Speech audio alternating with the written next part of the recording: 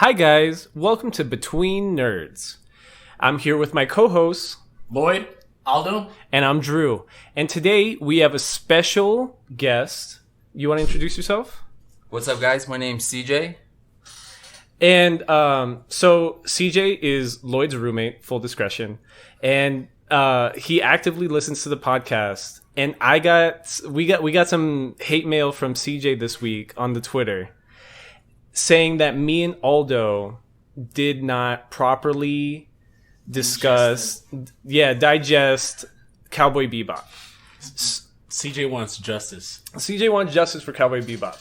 So, to be fair to both sides of what is a classic anime, even though me and Aldo didn't talk about it as such, we decided to bring an advocate for the Cowboy Bebop franchise onto the beginning of this episode to defend why Cowboy Bebop is the mainstay that it is. Do you want to start, CJ? Showdown.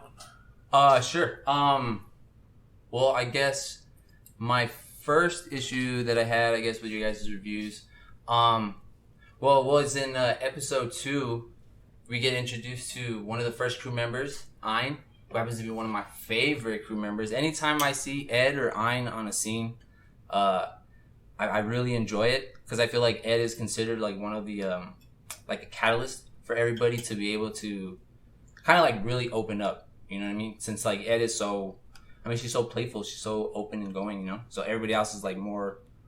Things seem to be more relaxed and tense when she's on screen, and I really like that. And I feel like when she left the crew, it was a big emotional moment. Like, for example, Spike put the pinwheel that she gave him on top of the ship, and then they all, him and Jet, both like, I guess you can say like depressed eating, because I mean they were filling Ein's bowls with the eggs that they used to give her.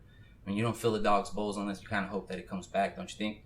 So it's like once they like came to terms that Ed and Ein actually left. And you had an issue with how we discussed Ein and Ed, or? Well, no. It was just like how you guys like when you guys said when she left the show. It was like kind of just we like downplayed it. Yeah, pretty much, sort of like that. It was like I can see what you mean. Like it kind of was just like spur of the moment type thing. But one thing I did like is that to her own accord, she wanted to join the crew. She kind of like blackmailed her way into the crew, right? So she, to her own accord, she wanted to be on the crew, and then she left on her own accord too. She found out her dad was still alive. And she was like, "Oh, you know what? It's time to go."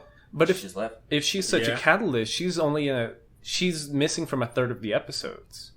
Yeah, that I can see. That was one point that I wish she was introduced with Ein. Like, I wish she was introduced in episode 2. I feel like that would have been pretty cool because, like I said, I love when they're on screen together. Like, it's so amazing. They're the comedic relief, Aldo.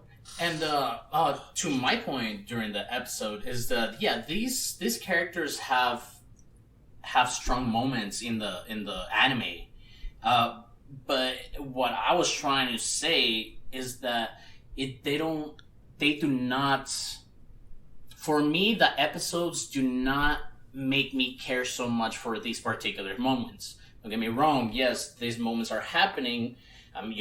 Spike has his end. Faye has her end. Like Jet has his little backstory when he was a cop. But the way the whole more than half of the anime it's coming across is just episode after episode, and nothing is engaging me to this. Nothing is engaging me to these big moments that you speak of. Okay, I get what you're saying. No, yeah, I like one thing I've noticed. One thing I did agree on is like the show is very what's the word, episodic. Like episodic. Yeah, there you go, episodic for it. So it's like, yeah, I agree. Like I think Lloyd said it. He was pretty much each episode is kind of like its own short movie. Like pretty much like that's how it goes. And well, each session, I guess you can say. And but that was one of your points too, that we were referring to them strictly as episodes when like with the jazz theme. They're called each song, sessions. I mean, each episode is like in some way a pun or spin on like an actual song. And then because I think was it like session 4? It's literally called Bohemian Rhapsody or something like that. Yeah, that's right. And yeah, so it's like each session, like I said, is to keep the theme of jazz and like the music theme. And one thing I really like, and you guys emphasize too, is the music on the show. Like, oh man, that's one thing I heavily agreed on with you guys is the music. The music in the show is like it goes with the fight scene. And one thing also, another thing I agreed on is with Lloyd. Lloyd pointed out, I don't know if you guys noticed it, but Spike's character is heavily influenced on Bruce Lee. Like, there was an episode when he comes across, I can't remember what that guy's name was. The brother of the sister, though. Yeah, the one where he was like, yo, I need you to take this bag or whatever. He told him, he's like, yeah, I want you, like, you need to flow like water, you need to be calm and steady. And that's literally one of Bruce Lee's philosophy. And that's also another, like, emphasis on how he goes along with the show. Like, that's how the show goes along. You pretty much just go along with the flow of the show. That's one thing I wanted to bring up, that as a younger self, I didn't notice, like, how heavily this show emphasizes on, like, what it means to be an adult. You know what I mean? Like, this show is basically, someone pointed it out, like, that, once you, like, every day they were pretty much trying to find ways to, put food on the table. You know what I mean? Going day by day, finding another bounty, trying to get food. This bounty wasn't enough. That's pretty much what being an adult is like now. Throughout the whole season, like, and that's I felt like every episode is kind of like its own little movie, and you know what? It really becomes very cinematic, and that's one thing that I really liked. I mean, even though not a lot, like, probably a handful of, like, the episodes actually, like, come together to make the story whole. Like, they're the glue to the whole story. But I think they're either way. They're all very cinematic. The music's great. The animation's great. They all have, like, their own little villain, and then there's always, like, that one little trouble they have to, like, solve or whatever it may be. And they're always starving. I'm not sure that makes it classic, though. I'm still trying to pull from CJ right now where, like, the classicness comes from. I get, like, when we were, like, kids, this is dope. Okay, so last episode I was flaming a lot that this could only be seen through nostalgia glass. When was the last time you watched the entire series all the way through, CJ? Episode by episode, the last time I saw it was, I want to say, like, a year ago. But that's not that long. Yeah, when you guys said you were going to watch it, I was pretty hyped. So I kind of, like, skimmed. I pretty much watched, like, my favorite episodes. I was kind of, like, skimming along through it. And then I think there was one point that you guys brought up on Spike's death, which was, like, pretty big, honestly. There was a session that he was talking to Faye, I believe, and he was telling me, he's like, ever since I died, both my eyes see different things. One eye sees in the past and one eye sees in the future. And when he dies and he does the bang, the eye that's left open is the one that sees into the future. So I think the whole, him going back was, like, another confirmation that he needed to confirm to himself that he was alive. You know what I mean? I think that, like, was a big emphasis on the show. I think that's what makes it really good, because the whole show is, you have three people besides Ed and I, because they weren't really running from anything. They were just kind of going with the flow. But as for the three main members, Faye, Jet, and Spike, they were all pretty much, well, except for the exception of Faye, they were all pretty much trying to reconcile with their past. The only difference is Faye was the only one out of the three that was actually running to her past. And it was super tragic when she finds out that there's, like, literally nothing for her to go back to. And then seeing her in the empty lot of her house when she was sitting there, man, that was a sad moment for me. That was a really impactful moment for me. I did talk about during the episode that I thought Faye's storyline was my favorite, because I thought that was the only one that came full circle. Like, Spike's ends, like, when he visits the woman at the bar. Right? Yeah. And then I don't know. Spike's, I understand what you're saying about his death and why he had to do it, and the metaphor about his future eye being open. I get that. But it's so old cinema, his death. It's so dramatic. It's such a Western death. You know what I mean? Like, you see, like, Cowboy runs right in the middle of the gunfight as, like, more of, like, a symbol of his death as opposed to him doing anything. And maybe that's just not the type of, like, message I go for usually. Mm-hmm. I get you. And I completely agree with you, CJ and Lloyd. On its own, every episode trying to be something visual to a amazing jazz song, to do justice to anime, stuff like that. On its own, it's very good. It's very good to show somebody that anime on its own. But what at least I think is that the story for me did not grab me. Yeah, you weren't but really captured. but on its own, the animation, how the music flows with the fights, with the scenery and everything is good. It's a gem, but I did not find it entertaining as far as for something. Because it didn't have magical lolly girls. I mean, because it didn't have something to tell. It didn't tie it all together. Like, I'm used to everything being tied together in this Something nice steady. little bow. Yeah, no, it wasn't really well close knitted, and that's why I'm telling you. Like, there's probably like a handful of episodes that And barely they are did so barely much. keeping it together with glue. You know, so they weren't really. I don't think the story was as intricate as I would like it to be, and I don't think it carried on throughout the whole, like every episode. But I think they still did a good job keeping those certain episodes that really just kept the story together, but just barely. I agree. But it's still good. To the point that in the last couple episodes of this podcast, I keep talking about like that when I recommend anime or for somebody to watch something, I'm recommending it to like a blank slate, right? And I'm agreeing with you guys to the point that there are good standalone episodes. Like, if I'm smoking with somebody and I know they haven't seen Cowboy Bebop that much, I'm gonna show them the very first episode, and like we're gonna like be amazed in it together. You know what I mean? Because like if they're not averse in anime, they probably haven't seen something like this before. But I couldn't recommend them to sit through all 26 episodes. I recommend you rewatch it.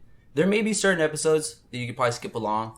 I don't know. One of my favorites was the Thing episode. I loved that episode. That was hilarious. Literally one of my favorite episodes is when Ed and Ein kind of go out on their own to kind of get their own bounty and stuff like that, and then they go against I can't remember what her name was, Afro Sister and then the Afro Brother. Oh, I did like that episode. Oh, that episode was hilarious, man. I love it. Well, anyways, besides the point. One thing I wanted to bring up was like one thing I can relate to in the show is by rewatching it a bunch of times is that if you notice, like in the beginning of like every episode that goes along, it seems like how Aldo pointed out, like it seems like nothing happens to the main characters. Like, because I remember you said you're waiting for something to happen, and I feel like that's the message of like that's supposed to be kind of the point of the show. These people are not only running from their past, but they're going along helping other people do what they essentially kind of want to do themselves, but are like, I don't know if maybe they're too afraid to do it or they're just refusing to do it. Who knows? Everybody has like their own reasons. A lot of them are like, I feel like everybody has baggage, you know, like I feel like that's the one thing everybody can relate to the show is like everybody has something that they may have regretted that they carry along with them. I think that's literally why towards I think it's in the last session, they say carry that weight. That's one of the heavy emphasis on why that message was there. Because he's literally carrying that whole burden with him until he finally reconciles at the end by taking on Vicious. You know what I mean? Which is pretty cool. Mm-hmm. So like that's a way of like saying like, yo, I need a 100%. After Julia's death, he pretty much realized, you know, I have nothing to go for anymore. Like, so I need to go back and settle what I started pretty much. Like confirm that, you know, I have been alive this whole time. I think that defeats the point of him establishing the second family within his crewmates, though. Doesn't that defeat the overarching narrative that the anime is trying to tell? That, like, yeah, they're a bunch of outcasts, but they're good together. They make each other a little better. Like, Spike and Jet and Faye individually are terrible people, but when they're working not just for themselves and as a collective, they become better people and they help other people in every episode. Yeah, I see what you mean, but I feel like that's like a bittersweet, like the bittersweetness of it. You know, not everything always ends. Like the group doesn't always end together. You know what I mean? Right. Stuff happens. Like there's like when he left to go fight Vicious. Not only did he want to settle the score, but I'm pretty sure in a way it's to save Faye and Jet because since he knew that he had a crew now, I'm pretty sure he would have gone after them as well. So in a way, it's if Vicious is gone forever, the crew is safe and everybody can kind of live on. One thing I did agree with you on is I like how Faye's story somewhat comes full circle. Well, like actually fully comes full circle. But one thing I did like about Jet's story is that he's the only one that pretty much carries on day to day. Like, he's accepted his past, he's dealt with it, come to terms with it, and he's just like living his life now. I think he's finally accepted that, and he's living his life to what he wants to do. So I feel like, and to me, I like Jet's story a little bit more than Faye. I did like Faye's that she goes full story, but I feel like Jet's story was a little bit more conclusive. I don't know why that one last part. I don't know why that reminded me that I didn't talk about last episode. There's an entire episode where they're basically joking about Jet being a pedophile. Oh man, I can't There's an remember entire that. episode where Jet's hanging around like a 13, 14-year-old girl, and Faye and Spike keep joking around, being like, "Oh, that's his next girlfriend. Oh, look at them getting along together." I think I did. And it's super, super creepy, and I don't know why I thought about that. I guess just because you were saying Jet had the best story. But final point, I know Mr. Christopher James here has to get to a basketball game. Where you playing at? Oh, actually, it's just like free session run where you playing? at Pressa at the outside courts at Pressa down in the Lower Valley. Come meet up with Shout Christopher out James. to my Lower Valley gang. Yeah, go talk some anime and shoot some hoops with Christopher James, please. Actually, it's surprisingly some of my friends that I do hoop with, they've all seen Cowboy Bebop and they all love it. Show them the cast. Actually, I put one of my coworkers onto the cast because all he does is listen to podcasts every single day. He has something new about a podcast to tell him. So I put him on. So he listens to that. And then two of my other buddies, my best friends, I put them on too. So That's that natural cohesion we need in a collective. Absolutely. Anything else, Lloyd? Nah, man. I guess we'll catch you later, my brother. yeah, Have a good game. Thanks for coming by. Thanks for teaching us about why we're wrong. Perfect. So since we got that out of the way, now it's time to talk about our main topic. And you know what? I would like to start with Grave of the Fireflies. Aldo picked this one, and let me just say, I am beyond depressed. Beyond Beyond. I don't know what that would be called, but the void of depression. yes, the void. Depressist. Yes. Depressor.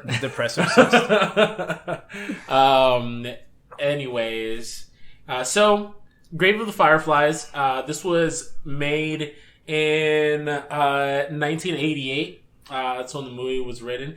This was based on the 1967 semi-autobiographical short story of the same name by Akiyuki Nosaka.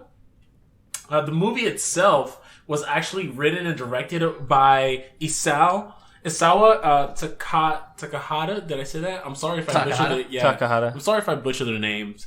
But straight up, out of the three movies that we're supposed to watch, this was like the most depressing movie I've ever seen. Like it doesn't even give you like time to even relax in the beginning. Like you can't even you go in with like an open mind, like very optimistic, and opening scene is literally our one of our main characters.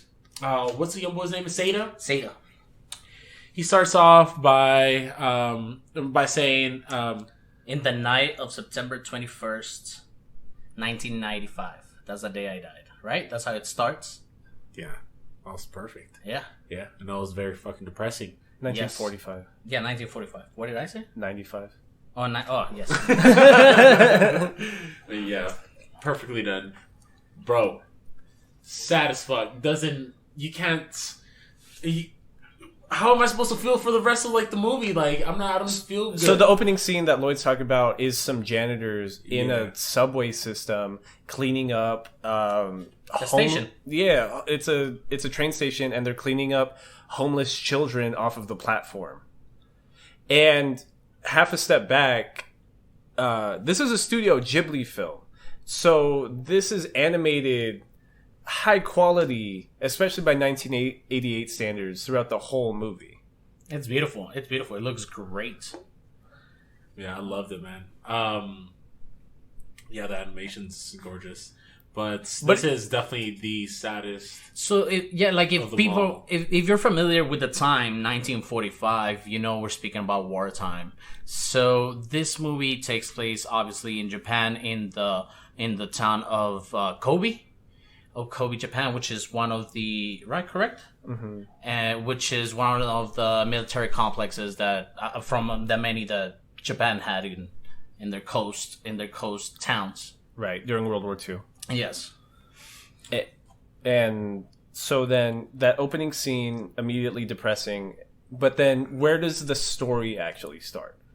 So the story actually starts with Seda and his family getting ready to head out to the shelter. Yeah, there's a siren. And since this is World War II, they had firebombing. America firebombed the villages, and so as they were getting ready to leave, Seda and his little sister get separated from their mom, which is sick. And the mom heads over to the shelter, and after that, I forget where do they go after that? So the kids actually make it to the shelter because her mom was picking up her medication or something like that initially. Right. So the mom never showed up to the elementary school. To the elementary school, which was a shelter. There are incendiary bombs everywhere while they're trying to run to the shelter. Things start going on fire, and they get to the shelter, and Setsuko, which is the sister of our main character, asks to see her mom, and her brother, which is Seita, does not know where her mom is until they reach a medic little station. Right. Mm-hmm. So they go to the elementary school, and I believe it's the kids' aunt. Some kind of relative or family friend meets them at the elementary school, and she immediately grabs Seita to the side and says, "Hey, I'll watch your sister. You have to go see your mom." So Seita immediately goes to this little medical outcrop that they just makeshift made, and the mom is completely covered in third-degree burns. Oh, I'm sorry. Something important. I just wanted to point it out. At the beginning scene, you see Seita bearing rations. He's bearing rations and getting ready to take Setsuko to the shelter. I just wanted to say that. But anyways, yes, she is covered in third-degree burns, and she's bandaged from head to actually from waist up, right? Yeah. Because her legs were kind of just burned, comparing to everything else. So Seita gets to get her ring, partial parts of her ring, because her ring, I guess, it fell off or something, because you can see that it's broken. And the mom dies shortly after. They give you a whole 30 seconds to be oh, I hope the mom lives. You want me to be honest? Okay. That was a tearjerker. Right then? Yeah, that's when it started? Yeah, right there, right off the bat. And I was like, oh shit. And then I saw the mom and I was like, oh wow, that's I feel that. And then when they say that she died, and Seda goes back to meeting up with the little sister and the aunt. He kind of just doesn't know how to feel, and the sister starts crying because she can't see her mom, and Seda takes kind of responsibility as the older brother to kind of make her happy. So he gets on a pull-up bar and starts doing just little acrobatics and spinning and yeah, and hey, honestly, look at me, dude. Honestly, I definitely shed a tear with that one. I was like, wow, this is how can you even muster up to even tell your own little sister, which is probably 4 years old? Yeah, that she's a toddler. Yeah, dude. How do you even tell her? And then you're still taking that in. That your mom died, and it's insane. And this is your first time watching it, Lloyd, right? Yeah. This is my first time. Well, I've seen part of it, but never ingested it. Yeah, in succession. Yeah. I've seen it a couple of times. I've seen it probably about 4 times, and it just gets sad right off the bat. I mean, you see in a lot of animes and a lot of movies, parents die all the time in shonens. and it's more of a angry that they're mad, but this time it's just sad. Like, it's just sad that they're gone, you know? Like in Because it's a real situations. There's no fucking powers. There's no anything. It's like wars going on. You already know that the dad is not in the picture because they said right off the bat. So in like a shonen, it's something to overcome when you lose a parent. But in a real world setting, you shut down with something like that. And I think it's interesting that you bring up shonen, because shonen as a genre it just means like it's a genre marketed towards young boys. So immediately after World War II, when Japanese culture was trying to pick back up and just create like lighthearted, fun things for young boys to consume, that's how the shonen genre came about. It's from remnants of World War II. Mm-hmm. Yep. And then where were we in the story? The mom eventually dies, and they end up living with their aunt, right? Which is a different aunt, which doesn't make sense to me in the storytelling, because the original aunt we meet is, my understanding, a relative of the mom, but then they go live with an aunt who's understood to be a relative of the dad. Yeah, I was I was confused as well, but I just got over that because I thought it was a neighbor lady. I thought it was an aunt. I don't know, dude. Either way, like once they showed up to the aunt's house. Anyway, way nicer of a lady than the second lady. Oh yeah, absolutely, Yeah. absolutely, man. And you don't get to realize, like at first, I'm like, okay, like maybe she's gonna take them in, but I knew she was pretty much a piece of shit when, like initially she thought that the mom was still alive. But when Seda actually told her that the mom had passed away, she said that was, she pretty much kind of like brushed it off, said, that's unfortunate. It's like, call your dad. Or send a letter to your dad. She's seen as being like a really mean character. The very first thing she says to them is like, oh, that's so convenient that the family of a soldier just get everything moved for them. Because when they show up to the aunt's house, they just have a cart and a wagon full of stuff, and the very first thing just sounds like animosity and just salt right away. Yeah. Absolutely, and when initially, back to what you said. I'm sorry, with the aunt, like she does seem bitchy, like at the beginning, as far as how she's talking. But then again, thinking about the time. You know, people are working at a very young age. People are they have to provide for somehow, or they have to do their own part. And it just hits more home just because they just poking at this situation this kid is currently in. So what you're talking about is because they were kids, everyone was part of the wartime effort. There's a scene where the aunt's like, hey, why don't you go to school? Why aren't you in the factory? And he's just like, well, the school's blown up, the factory got blown up, what do you want me to do? Absolutely. And she's just trying to throw salt, just being like, you're such a bum, why are you just hanging out and just eating all my food when he doesn't have anybody? Yeah, but I believe that this is also a breakdown of a character of another person going through the similar struggles that this guy's going, but not as worse, because he's a lower class than obviously the aunt. Then later on in the movie, we mentioned that we see this other family having this, So you're seeing this woman being angry, and probably she's just taking it down on the kids that are kind of not mooching, but in her eyes. Yeah, you think she had that animosity because she thought that she's also going through this struggles. Maybe they don't feel it as military privileged kids. That's what I was gonna say, because I was gonna say the opposite of what Aldo's saying, where she thinks like, oh, you think you're so cool because you're a military family and you get all the nice military perks. When like this guy's mom just died, from what we know so far, his dad's stuck in the middle of a war and he doesn't know when he's gonna see him again.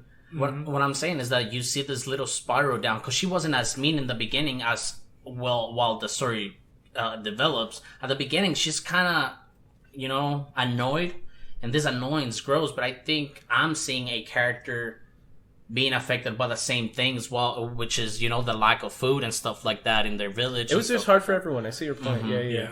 So so it ends up like it carries on, and then we don't see the aunt showing any sort of empathy. The rest of the family doesn't really care for the kids as well.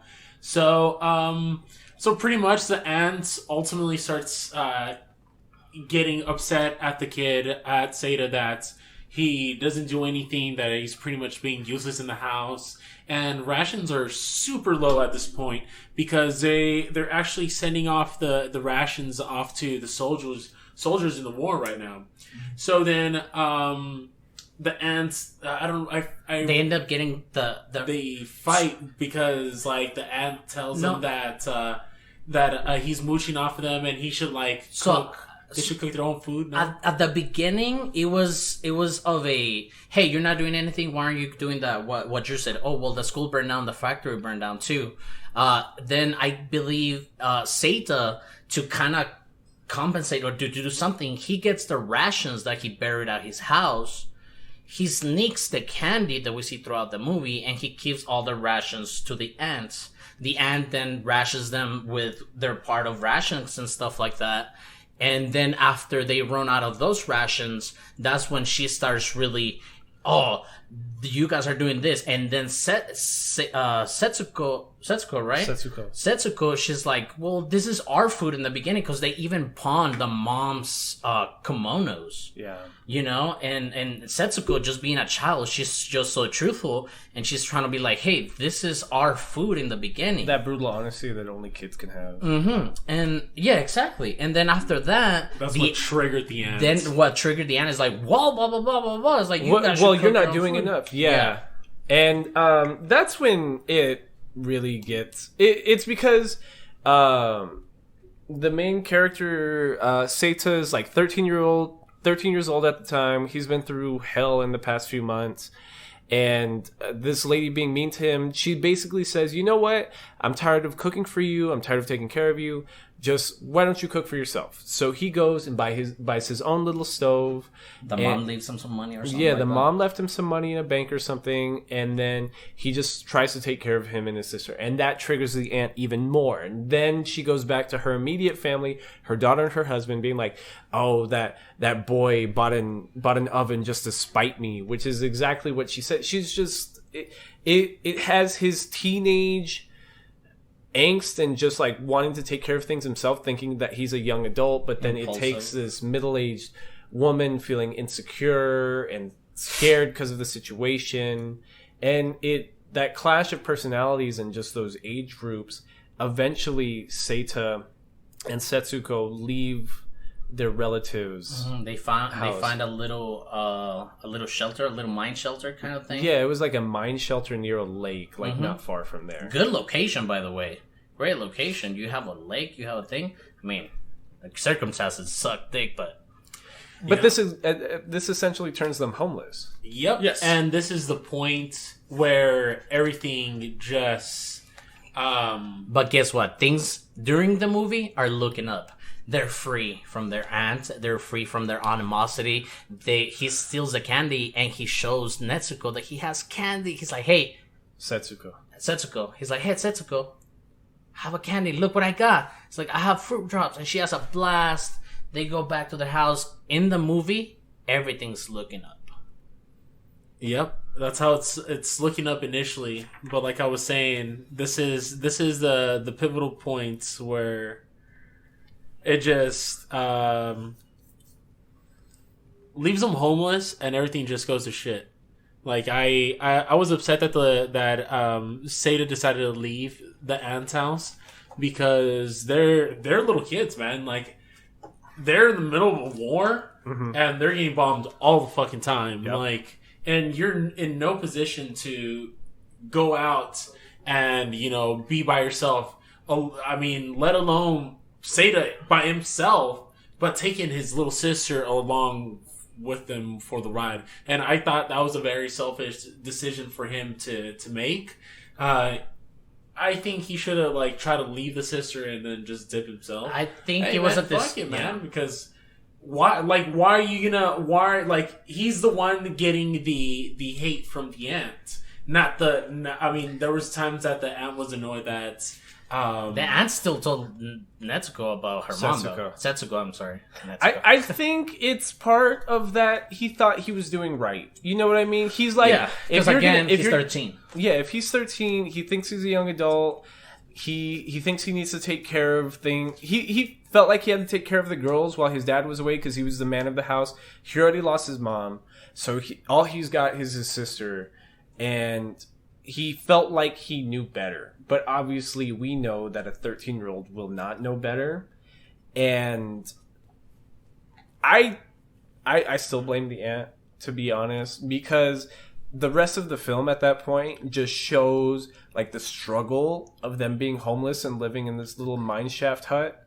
And Harris, an adult, should know better not to put that kind of shit in a kid's fucking head. Absolutely. You can't be calling a 13-year-old like a bummy piece of shit. I don't know. People are dying everywhere. Yeah, so there was... But then that's, again, is like, what kind of pressure also is she with? Or was she just a dick from the beginning? Maybe she was a very nice lady. It's, yeah, I mean, either way, like, the whole movie... It's crazy. Throughout the rest of the movie... Just crumbling down. Whatever interaction Seda had with other people, a lot of people they were very apathetic about the situation he was in, because everyone else is actually looking out for themselves at that point, because these rations were low. Like, people were not willing to even buy or even trade anything for some rations. Most of the grown-ups in the movie had a very maybe cold point, but a very smart point. Most of the adults that he sees throughout after he gets out after she gets out of the aunt's house, they're like, "Well, dude, you should probably swallow up your pride and go back to that lady." That's what that farmer tells him at one point. Might as well. It's like the cop tells him, "Is like, hey, it's like you need to like get your shit together or do something. Do you have any family and stuff?" So the story about the cop is what hits me really hard. So at a certain point, just out of sheer desperation, Seita just starts stealing food from farms and from houses. Like when the alarms go off during the carpet bombing, everybody runs away from the village while the alarms are going off, and Seita will run straight in there to try to steal food and try to steal things to sell. And then he starts stealing from a farmer, and he gets caught and gets basically like, he gets his ass beat like really bad so sad, man. All the way back to his hut, and continues to get his ass kicked in front of his sister. And all you hear is Satsuki just yelling Seita, Seita, and Seita gets taken all the way to this cop, which is this old man with a sword on his hip, and basically tells the farmer, like, "I think you've basically assaulted this kid. I think that's enough. Stop and go. Yeah, that's enough for now. Just go home before we press more charges." Because originally the farmer wanted to press charges on Seita being such a thief, a war crime criminal or something. but that is a big deal. It is a big deal. If food was so desperate, stealing food from a farm is like a really big deal. Yeah, because that's everybody's food. That's everybody's food, and it just doesn't get much better from there. Yeah, and throughout all this, I'm very upset of the movie because they get you with this little spurts of happiness throughout the whole movie. We talked about the one they leave the aunt's house, everything's looking up, they have candy in their can, they're just, ready to just do what they want as kids. This is through the eyes of a kid. And then after that, I mean, he's stealing from farms, and that's still a happy moment in the story because they're getting some sort of food. Yeah. Every single time he was with his sister, like those were like those clear, like, happy moments, because, like I was saying, like, that's his responsibility as her older brother. Is to make her happy and not be sad, provide the food, whatever he can. But he starts lacking at some point. It's not like he's a doctor. Yeah, and he's not a doctor. He doesn't have money.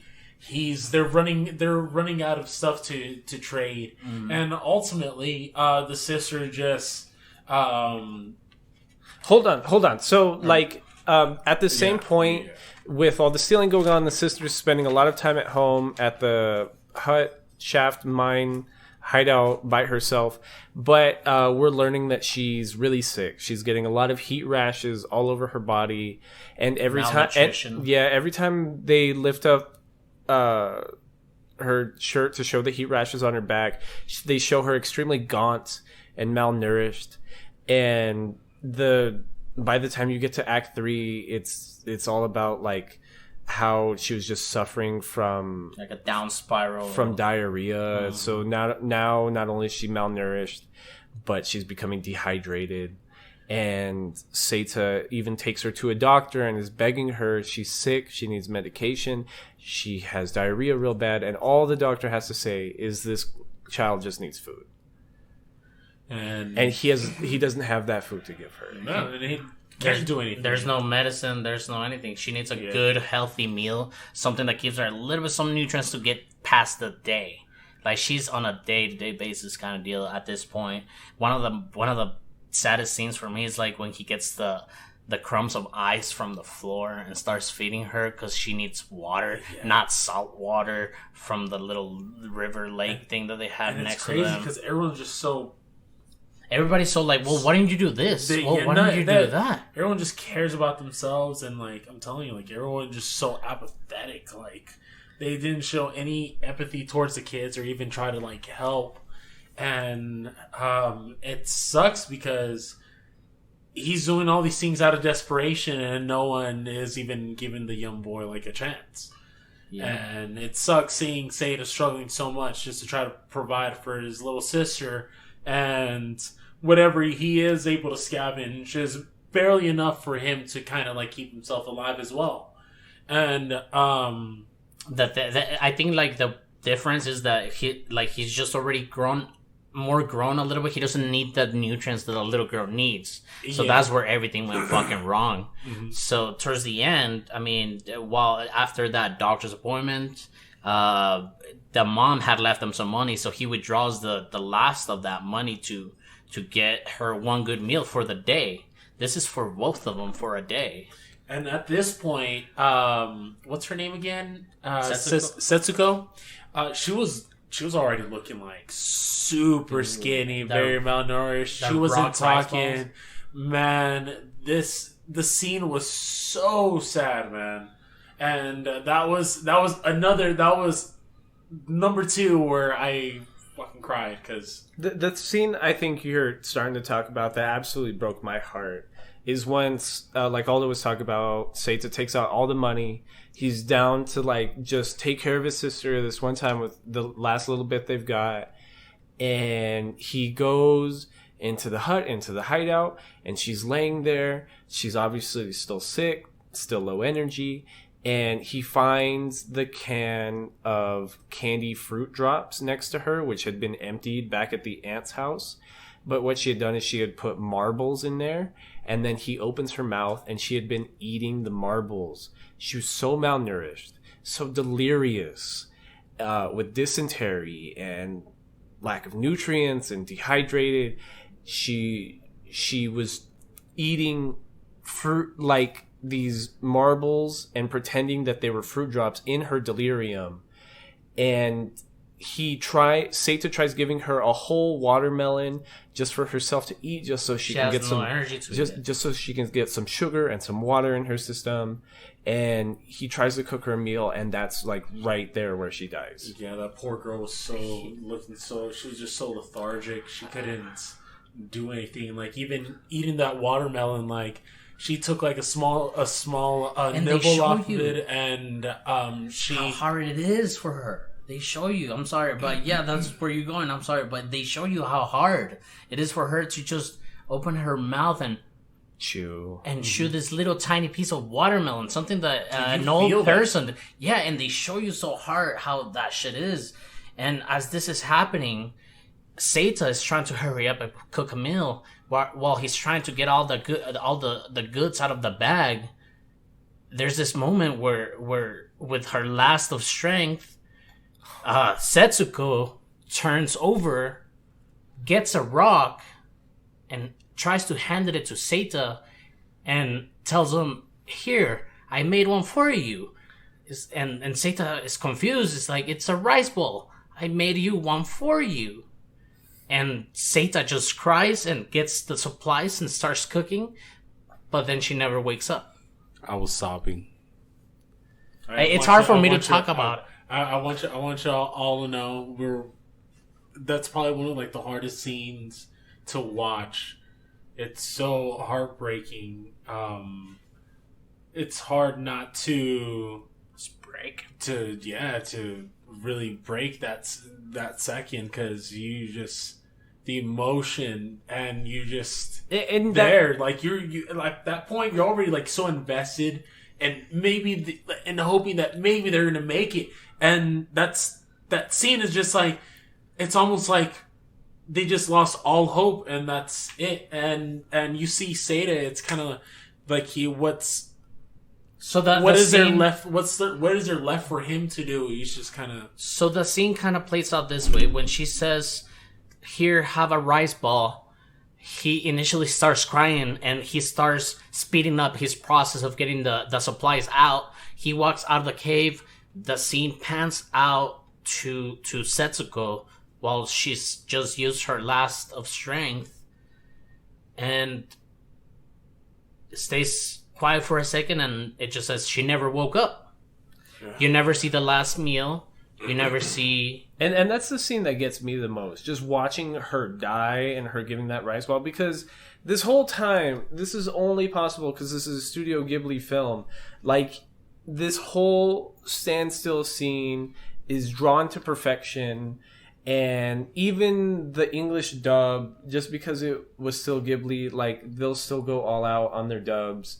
And for an anime movie made in 1988, like I'm not even sure, it's so gorgeous. It's beautiful. It's beautiful. It's and so then the very end of the movie is Seita then takes Setsuko's body to get cremated. He gets a bunch of coals. He gets her prepared with a professional, and then Seita takes her back to the field right next to their little hut hideout, which is a field covered in fireflies, and he lights the pyre and all the charcoal and her corpse, and that's why the movie is called Grave of Fireflies, because Seita makes a grave for his sister in this literal field of fireflies that she used to play in. Throughout the whole movie. And they show... Right before the burial or the incineration, they show this montage of the things that Setsuko used to do in the time that Seita was out to get food. And like I said, it's just unnecessary, man. That shit's hard as fuck. Yeah, it's just her being a kid. It's just her being a happy-go-lucky kid, and she doesn't even know she's in the worst situation possible and she's about to die.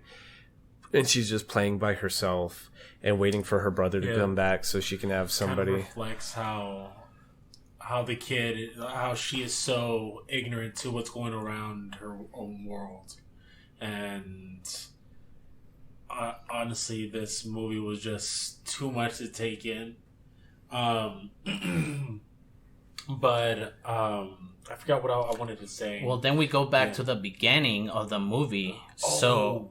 In the beginning of the movie, we see a boy laying in a train station while some janitors are picking up, homeless children from the station. They notice that this kid is dead already. So they kind of search his pockets and they found this crumbly candy tin can. And they're just so nonchalant. They're like, what is this? Like, who cares? It's like, just throw it away. We're here to clean kind of deal. So we see this janitor exit the train station, throw the can, and it opens. And there's a piece of, a little white piece that comes out. That's Setsuko's remain. It's bone. Yeah, that's what I wanted to say.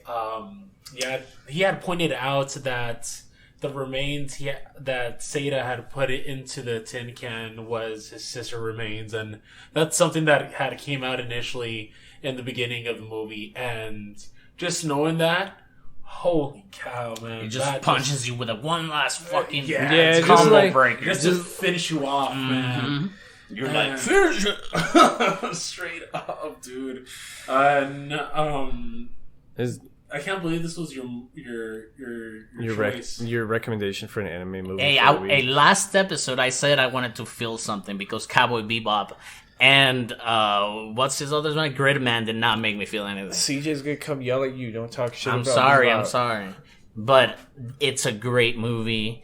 Like Lloyd said, it was based on a story by a guy that lost his sister to malnutrition.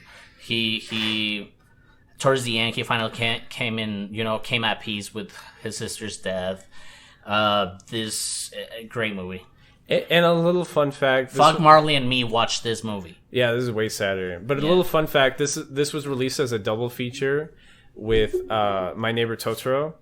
And like, if that's like one of the mainstay Ghibli movies, and like that movie's completely different in tone, like it's a complete 180 in tone. Mm-hmm. And like you were trying to tell me earlier, Aldo, when this was released in theaters as a double feature, people would like watch My Neighbor Totoro and just not even stay for Grave of Fireflies. Yeah. Because I'm not sure I would either at that point. Well, you don't know what Grave of the Fireflies was. I didn't want to watch it this week. I really didn't, because I remembered how it made me feel last time. But it makes you feel. No, that's what I'm I saying. don't want to feel that. Dog, honestly, I woke up feeling good. I was having like a good day, chilling, and then like you just start watching it, and you're just like, "Holy shit!" I feel terrible. Me and my girlfriend saw it, and I asked her a question that I think is very important to new anime fans, is that were you able to see past the animation? She's like, "Oh, absolutely." Oh, for real? Absolutely. Yeah. And I'm like, that's what it's all about. That's why I'm into it, because I can see past the animation now, because I've seen some very good stories being told through anime that you have to get past through animations. And I think a lot of people are so they held back because of the animation. It's like, dude, it's still a good story. Yeah, and I mean, I don't want to digress anymore, but this is something that we had talked about when we finished watching Drew's top 3. Is you have to see beyond the animation. It's like, we got magical girls, they're lollies, and maybe they might be a bunch of like slice of life, and there's moments where they're questionable, but you have to look beyond the animation and look at the story itself. Grave of Fireflies, everybody should watch it. Well, what do you rate it, Lloyd, since this is the first time you watched it? I rate it 9 out of 10 tears. Tears, that's a good one. You, Senor? Just watch it. I recommend it to anybody. If you've already seen it before, you don't need to watch it again. That sounds so melancholic. It's you just have to watch it. Like it's just it biddies for me. I'm gonna use your system now. It biddies for me. It's all biddy. It's all biddy for me. It's the saddest, most tear jerking, fucking cry yourself to sleep fucking biddy, but it's still biddy. You want to feel alive? That's what you watch. Yep. All right, so perfect. I am so glad that we actually can agree on something and say that it was a good movie. That's all biddy. Yeah, so now, I guess in that same general historical topic of Hiroshima, our next movie is going to be Akira, right? Akira. So this was a timeless classic. This was made back in 1988. One fun fact, it actually had a 5.5 million budget and ended up making about 44 50 million. So at the time that was like top. It was the most expensive animated movie at its time, but it was overthrown the next year by Spirited Away. Yes. So this the movie is based off the manga at the time, which was not finished. So 2 years later after the movie. Yeah, so 2 years later. So one thing that I do want to point out is that the manga itself and the movie do have their own differences. They all have this pretty much like the same ending. But the things that happen, the manga explores more about talks about more about the religious group that's trying to, like the militia, It talks about them a little bit more. Oh, I forgot they were there. Yeah, so it talks. That's pretty much like the only difference, and there's more development on the other characters. But anyways, this was excuse me. This was written and directed by the GOAT, Katsuhira Otomo. So, have you guys watched this before? Of course, right? Absolutely. Dude. So, what do you guys think? Like, because this is a timeless classic. Of course, the animation, amazing. First of all, so back to the budget of it. $5.5 million to make an animated movie. That is a lot of hours of animation, man. The movie in itself had about like 150,000 different cells. So that is a lot of time consuming. So that's why they had to pay their animators all this money for that movie, because that takes time. Yeah. As far as animation goes, bro. After this, we're gonna talk about another movie. But the movie that we're gonna talk about this, I don't know if you guys noticed, a lot of the shots, front shots, side shots, are very ugly. Very like this kind of shots, front shots. The animations are not really there as far as the characters and stuff like that.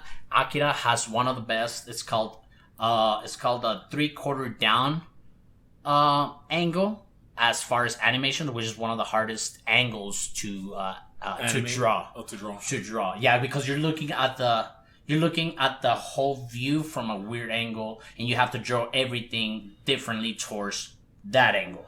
Related to the art style, one of the very first scenes, it just shows it's set in 2019, right?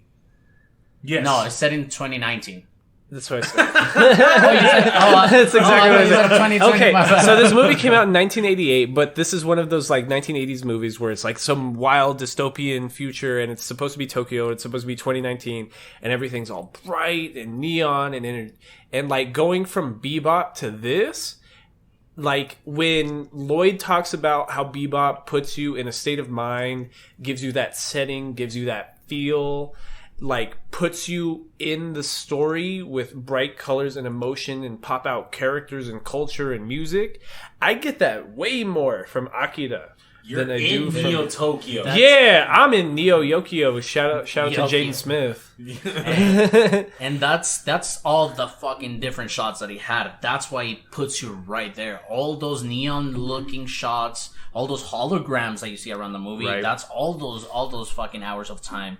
And it's funny that you said that it takes place in 2019. Coincidentally, Tokyo was supposed to host the Olympics in 2020. And if you haven't seen the movie towards the end, the battle takes place on it's a stadium. building a stadium, an Olympic stadium. Right, that's right. Yeah. So, what's the plot, Lloyd? This is a very post-apocalyptic cyberpunk film that It's not apocalyptic yet. It's not apocalyptic yet. Well, it's post-apocalyptic. Right? It is a dystopia, though. It looks pretty post-apocalyptic. It looks very post-apocalyptic. Post-apocalyptic. Wow, Jesus. Okay, anyway. I'm going to edit that out. Anyways, but I mean, okay, so starting off, the movie, it opens up 31 years after World War III, AD 2019, Neo Tokyo. Remember 31 years ago when World War III was happening? Bro, that's so wild. Yeah, right? That's crazy. Man, and it's just, it looks cool, man. Everything looks so badass in that new world. But you can tell the time they spent, like, animating every frame. Because when we watched the first 30 minutes at the end of our last recording, one of the first things Lloyd says was, wow, imagine what this would look like at 64 frames per second. Which, like, knowing how hard those animators worked at the time, that would have been an amazing, like, impossible feat to accomplish. But I mean, you're talking about that, but dude, the manga itself, the manga was about over 2,100 pages long. That's a number. That's like if you do weekly releases, just like Shonen does, that'd amount to 8 years of work. And to imagine that they put this out, it was in 6 volumes. Yeah, I believe so. So it ran from the manga itself. It ran from December 1982 to June 1990. Crazy. That's 8 years. So that's what, like almost like a volume every year. Yeah, was it? But we said it's six volumes. Yeah, it's like 6 volumes. Yeah, dude, that's hard work. Anyways, so this movie is pretty much about Psychics. Psychics, yeah. Everyone has a little psychic person in them. I want to say a runt of the group, of the gang. What? The runt of the group. It's about the runt of the game. Yeah, the gang. Yeah. Because we're originally following a biker gang, right? Mm-hmm, which it's the capsules. And in Japan, it's actually called Bozozuko Gang. The Bozozuko gang. Yeah, which translates so- to what? Do you know what it is? Yeah, so this is this is what they refer to like biker gangs. This was a youth subculture associated with like customized motorcycles, and that's why we get to see these customized motorcycles that stolen from like the government and whatnot. Because in the first 15 minutes, we see like the main biker gang we're following, the Capsules, beat up a bunch of clown biker gang people. Yeah, I guess. That's exactly what they're called. They're called the clowns. They're chilling. The capsules are chilling because you see Canada, the main. Yeah, it was Canada. Yeah, almost the main character or the supporting character. He's at that jukebox. He's at a jukebox, and then somebody's like, "Hey, the clowns are in our territory. We should go fuck them up." So they pull up and fucking beat their ass. Yeah, That's what they do. and so like the first piece of tension it tries to build is a game of chicken between Canada and the leader of the clown gang, which I don't know. Correct me if I'm wrong on this one, but when I think old like 19th century literature on Jousting? no, That's exactly what I was like. no, jousting? like I was like, what I'm trying to say is like 20th century American literature on like Jim Crow era, like how they tried to make African American looks. The only black character in the whole movie is the leader of this clown gang, and they put him with like the exaggerated big lip clown makeup. Oh, good point. And I don't know if I was. But you make everything about race, though. Yeah, why do you gotta make it racist? Yeah. It felt racist watching it. Is what I'm Really? saying. 'Cause when I I was- can I understand with a certain kind of film that you're talking about with like Oliver. What is his? Yeah, what's his yeah, name? yeah. You know what I'm talking about, Right. When they do the big, It felt white like lips and blackface everything. almost. Yeah, Yeah, so they black- is yeah, that they what you're saying, blackface that him? character. Yeah, pretty much. so. Like No? Mr. Popo, Nah, like yeah, Mr. okay. Popo, Yeah. Yes. like Mr. Popo. Yes, and it felt gross a little bit. Last time we mentioned Dragon Ball Z in this fucking podcast, by the way. If Lloyd doesn't think Nah, it was racist, I guess it's not racist. I didn't then. think so. You know what? It didn't Because bring me to I that. felt That's like what I'm saying. He was like a rodeo clown to me. Okay, That's what I yeah, saw. that's what I saw. I get that, Yeah, but I dude. did not see this perspective. It felt a little gross. I don't know. He was Jesus bigger. He was Christ, big. He you're was big. Such a racist person. He was bigger So than tainted. everybody else. He was stronger than everybody else. He was mean for some reason. I was Going just- about your life So to see that's what's that's racist. what characterizes a black person.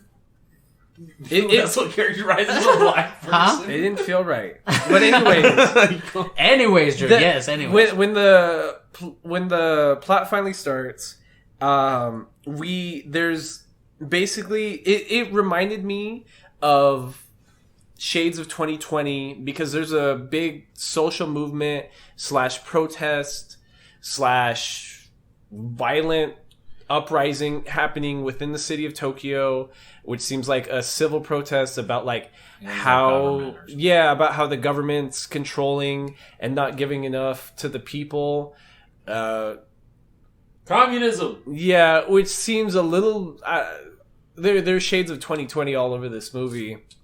So it kind of it just sets you into sets you into a setting of like, you know, fuck the law kind of thing. Everybody is just trying to be what they can do because everything's like it's on lawless. the streets, It's like Lloyd was saying, it is a dystopia. Like it's so lawless. Yeah, like a really bad Gotham. Yeah, but you weren't agreeing with me. It's Japanese Gotham. It's Japanese Gotham. There you go. So pretty much. So the way the writer died of Japanese Batman. My bad. He died not so long ago. What? Rip. Who? The writer for the Japanese Batman comics. He died not so long ago. Okay. Yeah. So, Rest in Paradise. Yeah, Rest you in got me off guard. Paradise. I was like, the writer. I was like, wait, what? Biker? Yeah, like the Batman, the biker fucking guy? crazy one. Yeah. Okay. so basically, the titular villain, who we don't know is a villain yet, Tetsuo. The grunt. While in this chase down all these freeways with the clown gang, runs into a child who has the same body type as a child. He looks like he's like 6-7 years old. He's short, big head, small arms, whatever, but like his skin is aged. Like in the face, he looks like he could be like a 70-80-year-old man. His hair is white. And when Tetsuo almost runs into him, he puts up a psychic field which destroys Tetsuo's bike. And so this turns out to be a little Esper boy. Yeah, it's a little psychic boy.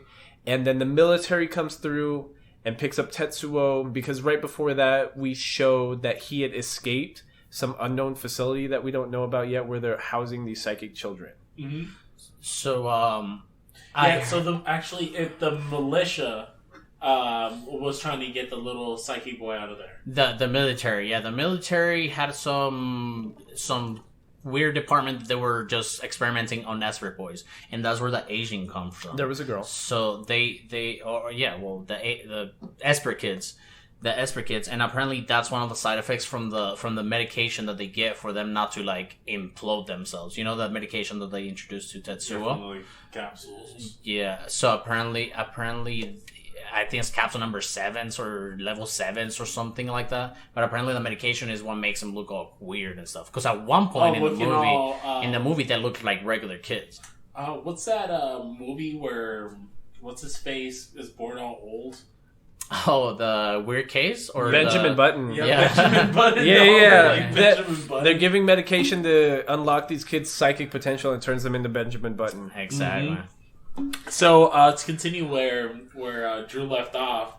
So where Tetsuo ends up is at a military medical facility. Something like that. Or something like that. It's like a super facility. And he moves so random, and, like it's doing any sorts of studies and shit. Have him on the bed. I was like, what? Funny shit happening. Yeah. So the doctor that starts analyzing the Tetsuo, which is our. I want to say, do you think Tetsuo or Kaneda is like the main character? Kaneda. He's like the protagonist, and then we have... Yeah. But we have a very tightly knit protagonist and antagonist. Okay. Yeah. I mean, the title of the movie is Akira, and I have a question. That initial explosion at the beginning, was that the actual Akira? And then after that, the experiments happened with... That was the everything? 30 years before, right? Yes. Was that Akira initially? That was Akira. That was Akira. Yeah. And then... Okay, and then how the movie develops. So, the doctor. Oh yeah, the protagonist. Tetsuo. I believe he's the center of the story, but not necessarily the protagonist. Okay, cool. Yeah. All right. So I didn't mean to digress there, but so Tetsuo ends up in the hospital. He's in care. But before that. Did I explain that the doctor was doing analysis on him? Turns out that Tetsuo has a high psyche potential that equals or even surpasses Akira, which we still haven't seen. We just kind of don't know what that is. Yeah, we just know it's the title of the movie, and they've said it, and we're like, "What the hell is Akira?" And then it makes you question: did he get did he get those abilities from the initial accident with 23, which is that's how they mentioned the kid? Yeah, so 26. I'm sorry. Yeah, so what ends up happening is Akira starts having like these visions while he's in care, and it turns out that Tetsuo starts having these like visions while he's in care. His head starts hurting. Turns out the little psychic boys and girl are messing around with Tetsuo.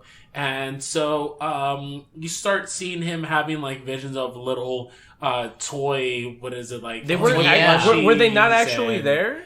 No, I think they're just like I think they were by their room. I think they were by their room, not necessarily super next to them. Was it strictly a hallucination? So like the scene, because they didn't hear because at that point, like so when you see that develop, you see the big bear come out, and it's all in the psyche. So they ended up like pretty much hacking into his brain, and they're just messing around with him, and so.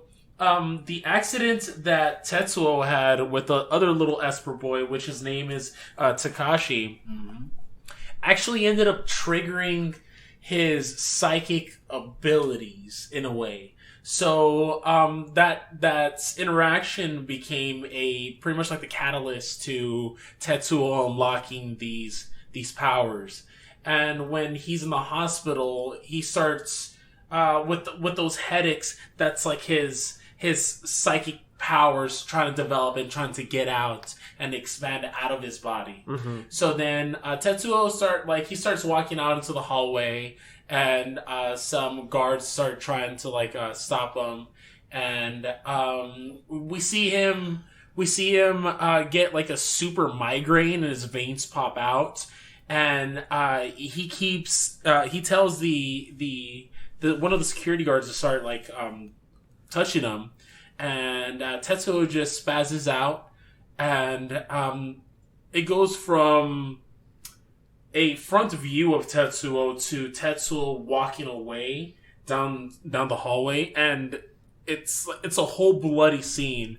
So we're left to assume that Tetsuo used his powers to pretty much obliterate, just completely obliterate these people. So, fun fact: when he has his initial headache, he sees some flash of some images. That's the ending of the movie. Oh, they show panels, they show cells from the ending of the movie when he's morphing. His first headache that he gets, you see this fast panels show up. Boop, boop, boop, boop. Oh, it's like him seeing into the future. Yes, and it's him seeing into the future, and they use those same panels at the end of the movie. Oh, I didn't know that. Yeah. Okay, yeah. But dude, those scenes where he just starts like with his own psychic force, he just starts bending the walls. Oh yeah, and he just starts expanding everything around him. It's animated so smoothly it's so too. It's weird, when you think of it, every scene just makes me think about the hand labor it took to make it. That's one of those scenes where it's just how long did it take to animate those 10 frames? They used 327 different colors, 50 which they're mixed specifically for the movie. Really? Yes. It's like I'm telling you, man, it has 160,000 single cells. Single animations where you go from his eyes being this wide to this wide. To this one, or his hair being here to here to here. Yeah, whatever dynamic movement. Yeah, whatever dynamic movement is happening, and they're so amazing at it. And you said how many again? 60,000? 160,000. 160,000. And it was 2,212 shots. Holy cow, that's crazy, man.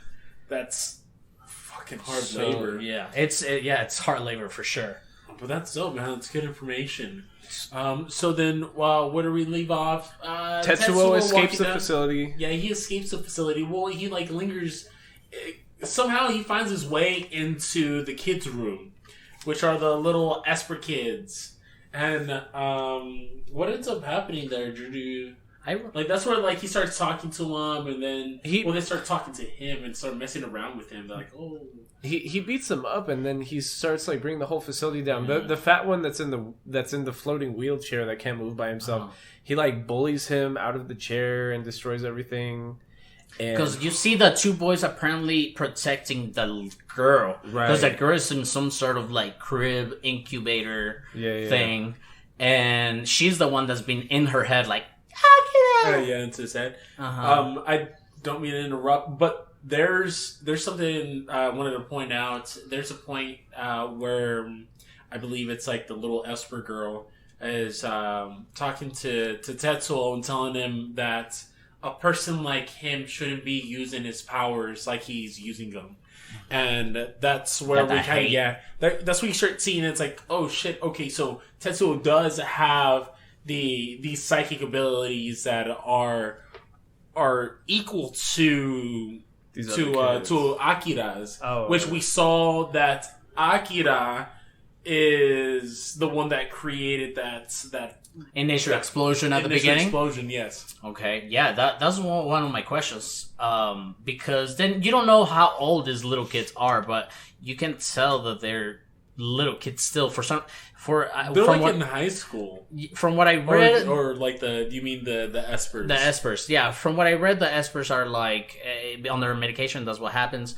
But yeah, so he has these powers, but he has all this resentment towards Canada because he always helped them, and he's like, "Stop saving me, bro." So you're skipping a step. So when he escapes from the facility, he meets back up with his friends, and he's basically still all bandaged up. He's still all fucked up in the head, and that's when he meets back up with his girlfriend, Kira, whatever her name is. Yeah. And sees kind of fucked up. Yeah, and sees kind of this bike, so he grabs his girl and takes his best friend's bike and goes on a little joyride, but he doesn't even know how to ride it correctly because Kanada's souped this thing up so like crazily. He mentions he has to keep it up about like 6,000 RPMs or something crazy. To, like, shift after like 5,000 RPMs, if not like the engine dies or some shit. Yeah. So then the clown gang meets back up with him, and they basically like really beat up his girlfriend in like a really graphic scene. Like she gets like swollen mouth, black eye. They rip her shirt. It gets real creepy and assaulty until the rest of the pills show up, and you expect and kind of that's what makes me think Kanada's the antagonist here, because that's classic like anime protagonist badass. Like he just comes in, just jumps off his other friend's bike and just starts beating the shit out of everybody. Yeah. I mean that's like they're pretty much like best friends. Yeah. They all grew up together. All these pills. The capsules, you mean? The capsules. All these pills. And you know what I was thinking around this time in the movie? That in a lot of movies or in a lot of storytelling, you see the government trying to get something to experiment on. It's like E.T. But in this story, they've been experimenting on several people and with this accidents happening, I like this one meeting that they had. Do you remember that meeting that they had with a colonel or whatever, with a main military guy? What happened? That I don't know. They were just like, "Oh, who are you? We need to do more because this accident happened or whatever." But there's this random guy like say, "The whole military should be reformed." I don't know. I just thought that was funny because he's just like in the background. They don't even show him talking, but in the board meeting, it's like, the whole military should be reformed. I'm like, yeah. That's funny. I didn't catch that. So where do we leave on? Well, the rest of the movie progresses really quickly at that point. So Tetsuo's starting to spiral. He's starting to go super power hungry. He breaks back into the facility, and he keeps hearing this name Akira, which he knows is in the basement of this military installation. And they have it like in this. They say like 0 degree Kelvin fucking room to contain whatever Akira was and whatever his powers were. They have to keep him at almost 100 cryogenically 108 Kelvin, which is negative 265. Yeah, it's almost nothing. Like, and so Tetsuo breaks in there, gets this little container he finds, which he believes to be Akira, because the whole time Akira is speaking to him through psychic means in his head. Giant sphere. Yeah, it's just a giant capsule again. And so that's where we get the scene. Was it you talking about where Tetsuo brings out into the Akira, stadium, like, into the stadium, into the sports stadium? It takes him out of the base. Oh yeah. And then he brings him out. Is this where Kaneda comes out and like he starts shooting at Tetsuo? Oh yeah, how did Kaneda get the ray gun? This is before that, so no, because there's a point that they fight, and then Tetsuo actually opens up Akira's capsules, and he finds out that they actually sliced up Akira's body for future researchers to do their but it was just right before that, the special, I guess, group that was taking care of these fucking kids or whatever. They have those crazy battery powered lasers, and then they were shooting at him. That's where you see that cool scene where he makes like a bubble around himself, and then you see like the lasers go around him, and then a little bit of that, Canada shows up, and then he gets one of those guns, and then at some point he gets souped up by his friend, and he's like, "I'm gonna hook up more batteries to it," or so some at shit. this point, Tetsuo is going on a rampage. He's destroying this whole part. He opens up the capsule to find out that Akira is basically in pieces. And he's confused because he doesn't know what's going on. But then the psychic children are talking to him, being like, that's Akira. He was one of us. He was raised in this military facility, but he ended up being too strong and too powerful. So this is what the military did to him so that they could study him later. And it's literally like there's a jar that's his spinal cord. There's a jar that's like his eyeballs. Balls. I'm sure there was a ball jar. and then Kaneda just comes out and just tries to distract him and shoot him with a laser. And the military has this giant laser satellite that Seoul? like they try to pin. Yeah, they call it Seoul, which initially I thought they were talking about like the city of Seoul because of South Korea, but I didn't think those were related. I think they were talking about like the metaphorical Seoul. So I was lost for a second. The most fucking We need to call South Korea. Yeah. Oh, Hey, I don't know. World War II Japan stuff. South Korea. I don't know. That was the most fucking useless laser ever. It blew off his arm though. That's why. This is fucking arm. That's what I'm. That's. Fun fact. Fucking blast Speaking of in movie and film terms, Akira was one of the first movies to when he flies up to the satellite, and then you hear no noise and you kind of hear like muffled noise. Akira was one of the first movies to do that, as far as to put it in a cinematic environment, and then. In movies, they didn't start doing that shit until Gravity and all these recent movies like in space. Like a lot of movies back in space, they had all this fucking noise. You get me? And that was the first one to do that. And it was not one. It was not one of the first ones, but to put it in movies, something that happened in the movie, something that was they normalized it. A global release, everybody saw it. I'm confused. But yes, I understand. Yes. So, back to his arm. So you're telling me a whole fucking laser coming down from fucking space didn't take out Tetsuo completely. It just took out his arm. What? Like, how does that even make sense? It's because I think what they're implying is that he put up one of his little psychic force fields right when the laser hit. And just got his arm? And it just got his arm? And it just got the arm. So then, 10 minutes later in the movie, which is implied to be later that night, we find Tetsuo again.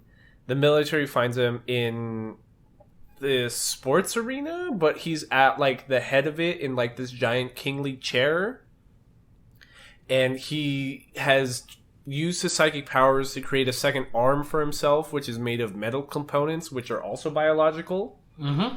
Right? Okay. I don't know if I explained that correctly. Yes, you did. Yeah, because, like, not just the wires that he got from the ground, some of his body's, like, I guess, running through it as well. Yeah, biomechanical. Yeah. Engineering. Yeah, so then he's there. We see him, But then you start sitting- seeing that he loses control over that shit, right?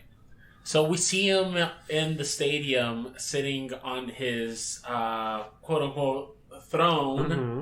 and we get Kaneda to pretty much Kaneda and his Tetsuo's girlfriend. What's her name?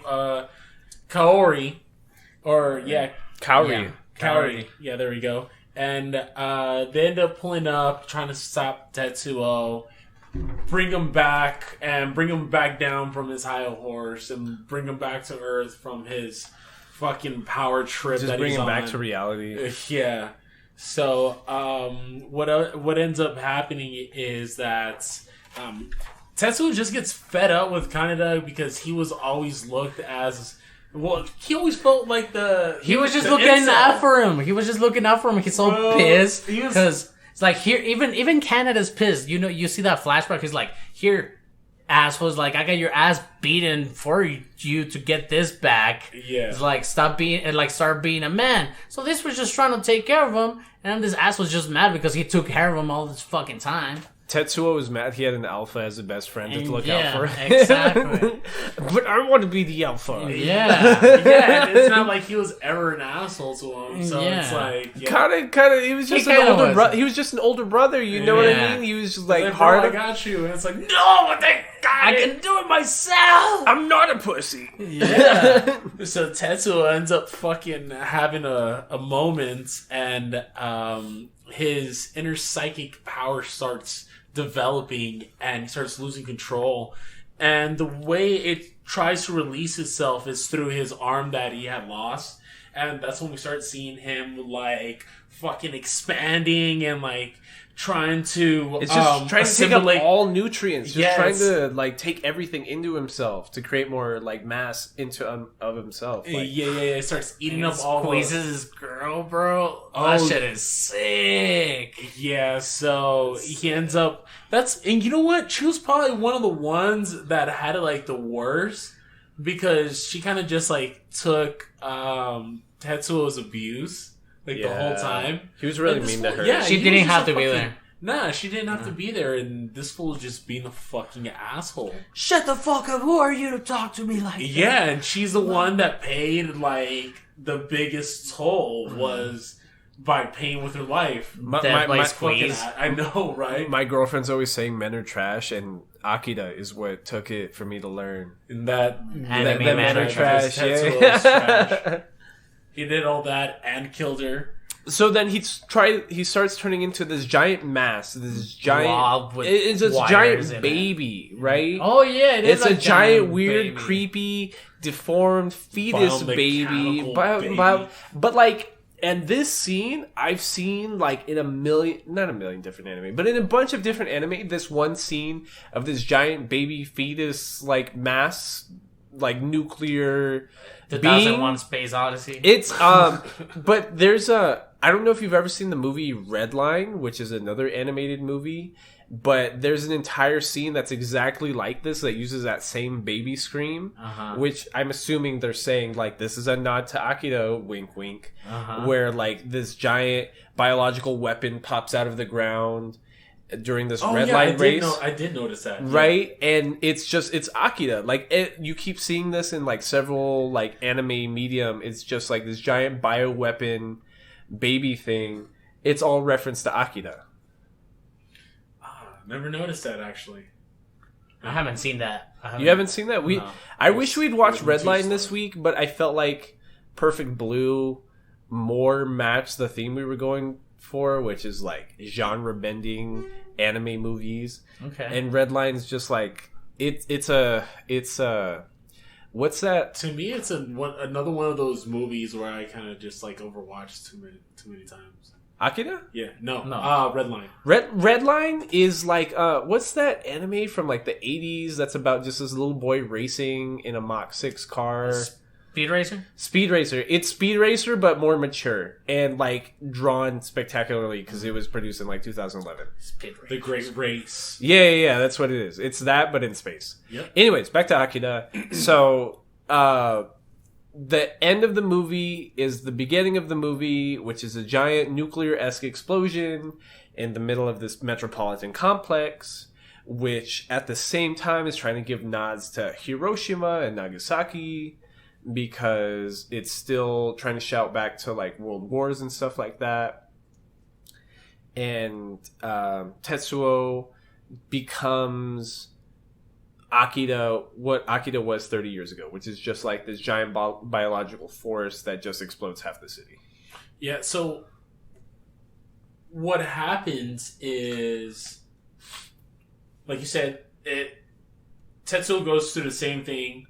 His power's so great, it just gets released with a massive psyche explosion where he just becomes engulfed in like white light. And so what happens is that power is so great it creates another universe. And I forget at what point in the movie what I believe it's the doctor says it that that's another universe created. But I'll get you those details. I'll find. No, yeah. I remember the doctor saying that, but I remember at the time not understanding what it meant. Yeah, dude, it's fucking crazy. So, at that point he creates a new universe, and it's like Akira takes Tetsuo into his hands, and now he's with Akira and the super being. I liked Akira so much, but if I were to say in like holistic terms, what was the message it was trying to tell? I'm not sure. It's gorgeous, you know what I mean? I do like the story. I like sci-fi a lot. Mm-hmm. But it's there's a message there, and I've never been able to put my finger on it. Man, I can honestly. I've watched this movie before, so going back into it again, it's something like. I want to say like Star Wars. I mean, is there something going on? It's something going on. It's something about like pride and like overasserting yourself, but like the anime tropes of not believing in your friends because Kaneda did have Tetsuo's best interest in mind, but he was a dick about he became so proud and so arrogant that he could no longer listen to his friend like that. And then especially when you have this power and biomechanical mutations. See, the Esper boys don't really fucking lasers and Akira. Most importantly, Akira, because we don't get to see shit. And the movie is called Akira. Yeah. The movie's called about this little boy, you know? That's another thing that's very important to differentiate between the movie and the manga, is that in the manga, I don't mean to spoil it. Spoiler alert. Y'all are old enough. This movie's been out for long enough, and the manga's been out forever. So, Akira, that little boy, is pretty much reincarnated along with Tetsuo, and they take part in this new religion, which is ran by that one, the one with the big hair that runs, not the militia, but that one religious group that we get a quick glimpse of. And they end up falling into like the water because Tetsuo ends up breaking the freeway. So anyways, we get to see more of them in the manga. So I think what I believe is that from what my understanding is that in the manga, the movie translated into the manga only goes up probably a little over 1,000 pages. So we still have another 1,000 pages of whole character development, whole story development, just to end up at the same ending. They need to make But- another movie. They should make a show. like they should just revamp the whole thing and just like actually use. They should just the make whole- like 6 different OVAs, like in 2020 technology. I say a Don't you think miniseries. that's too much? I say a miniseries. No, I think they should just leave it Just alone. like that? Just leave it like that. Why fix something that's broken? You know, It's I mean, not it's broken. not It's broken. not. It's not broken. Absolutely not. that's not broken. Fix something that's not broken. There Yes. we go. Akira's the greatest. I feel like if I were to suggest anybody an anime movie, Akira's always going to be number one. Even if our conversation doesn't make it sound like the most in-depth or the most like genre-bending or most nostalgic baiting thing that we've talked about so far, it shows you what anime should be. Like, before you watch Cowboy Bebop, you should watch Akira, because you should watch what a genre piece anime can be. And I want to point out again is that it's also a bit like historically important, because at this point when it was released, Japan at this time is recovering from World War II, from getting their ass fucking bombed, and Yeah, their shit was still fucked in the yeah, 80s. exactly. And this movie kind of also reflects that, just as a lot of previous movies, of course, the one we just talked about, Fireflies, along with a lot of the Studio Ghibli movies that come out, they reflect upon a lot of historical events that have happened like that. So I think it's a very important movie in this aspect, and film wise, because it was doing things in animation that other studios didn't even have the capacity to do. So I mean, to really summarize this, I know I wanted to give it a 9 out of 10, but honestly, Big bitty, all bitty. I think this is a big biddy. This is a solid biddy. It's- This is the first solid biddy. 10 biddy. I agree with you, man. I agree with you. The work put on the animation alone, for me, it's enough to tell me whatever story you want to tell me. This story, and I'm not shitting on the story, but the story is really good. But just the animation, as far as the movie goes, it's fucking great. I have to give it a 10 out of 10.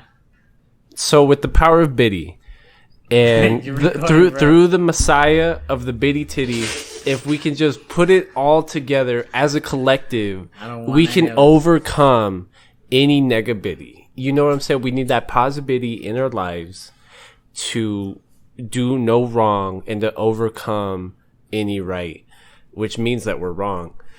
So in all Biddy we pray, amen. Amen. Hey, man. So, lastly, we're going to discuss Perfect Blue, which is a 1999 Studio Madhouse film. Honestly, I want to know why the fuck you went on a biddy tangent, and Yeah. you totally forgot to give me your rating. Yeah, so we're for deleting Akira. all this. So is that is that a big biddy? Akira's I'm big. gonna take that as a big biddy. That was a Akira is big biddy, all biddy, which is why I had to testify the Biddy Testament. And Akira is again one of those things that I watched by myself high as fuck as a teenager, and it just blew my mind. I was like, you what do you mean people haven't been producing quality anime for just the past 10 years? You mean people have been doing this since the 80s? That my little 16-year-old mind couldn't even fathom. I didn't even know what years were when I was little. Yeah. What was Japan? And this Yeah. and this I was thought everybody spoke Spanish when I was little. this was when we were watching anime like in 20-part pieces on YouTube. Remember when like every anime episode had like 3 parts on YouTube, and like Akira alone had like 10 different parts? What? don't When know. when the YouTube algorithm only allowed like 10-minute episodes at a time. No, I don't think so. You don't remember that? No, I do not recall. I don't. No, because No, I'm sorry. YouTube, I'm sorry, that's YouTube how back I then watched was it. a lawless land. Yeah, dude. I don't YouTube know, back man. then was. But they only allowed 10-minute was- clips. Is my point. I was in the darkest. Maybe, web. but that wasn't like a policy. That was like what the internet could do back then, pretty much. That's what I'm saying. But that's how I watched Akira. It was in like a 15-part fucking piece on YouTube because there were only 10-minute sections at a time. Anyways, Akira Big Bitty All Bitty on to Perfect Blue. What did we think? Amazing. I like Perfect Blue a lot. And like Studio Madhouse is one of like the premier studios, been around since like 1972 or something.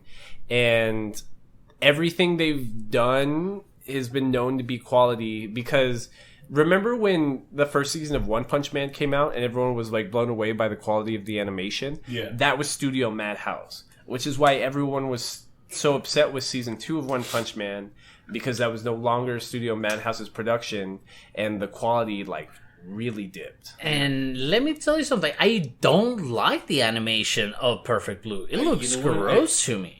You know what? I believe it's a bit like intentional. But this is one of the first masterpieces made by Satoshi Kon. And so he's made Perfect Blue. He also made Paprika, which is very colorful. It's like Inception almost. And then we have what is it called? Millennium Actress as well, which is another masterpiece. So Perfect Blue, I know you're talking about the animation not looking that great.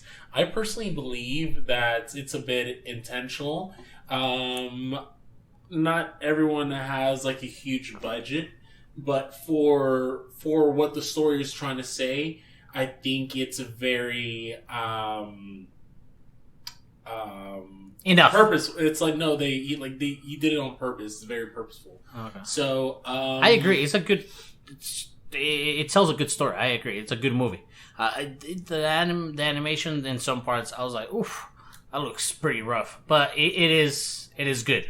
Yeah, can you give the people an idea of let's see how the story starts off. Yeah, of course. So the opening we see maybe like a fair or a town fair or something where a production they're doing a little kind of performance of like fake ass Power Rangers, and it starts off with a lot of people walking away because they're like, oh, that shit look cheesy or whatever or whatnot. And then the next shows happens to be Sham, which is the J-pop Girl group. that our main character is in, which is Mima? Mommy? Mommy? No. Oh no. Yeah, Mima. It's Yeah, Mima. No. You guys thinking about magical Madoka, girls? yeah. Okay. Oh, yeah. So Mima in this performance, it's her last performance.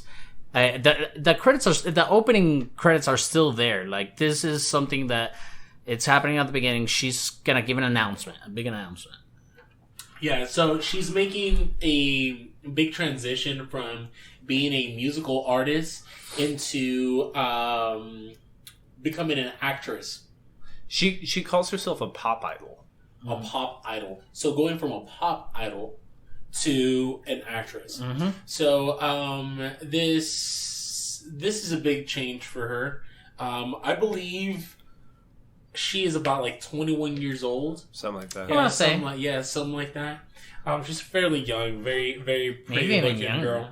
I mean, what? Maybe even younger, I would say. Yeah, it's young adult. Like Yeah. really like impressionable young adult. Mm-hmm.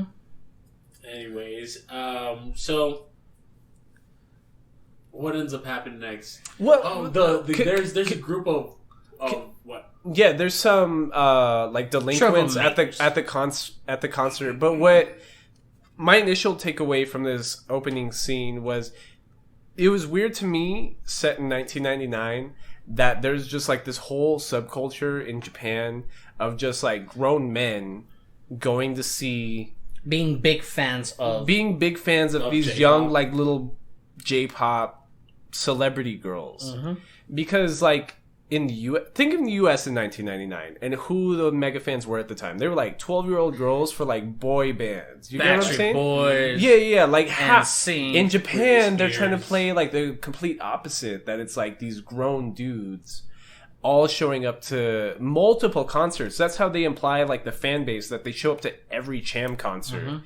And when they initially point out the delinquents at the concert, they're like, "Hey, those guys started trying to cause trouble last week." As in it's the same weekly group of events. guys. Yeah, it's the same group of guys every week just showing up to watch these like 21-year-old girls like dance and sing on stage. And as their show, and let me say that the songs that they're performing are pretty catchy, dude.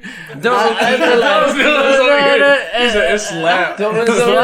love And- me, no. And at this point of the song, you just see the weirdest, roughest looking employee by like past the like fans of the audience, and he's just giving like this weird ass look. Yeah. So And- so that's one of my favorite scenes where He's just admiring, like... Yeah, he admires her, and there's a scene where he puts his hand underneath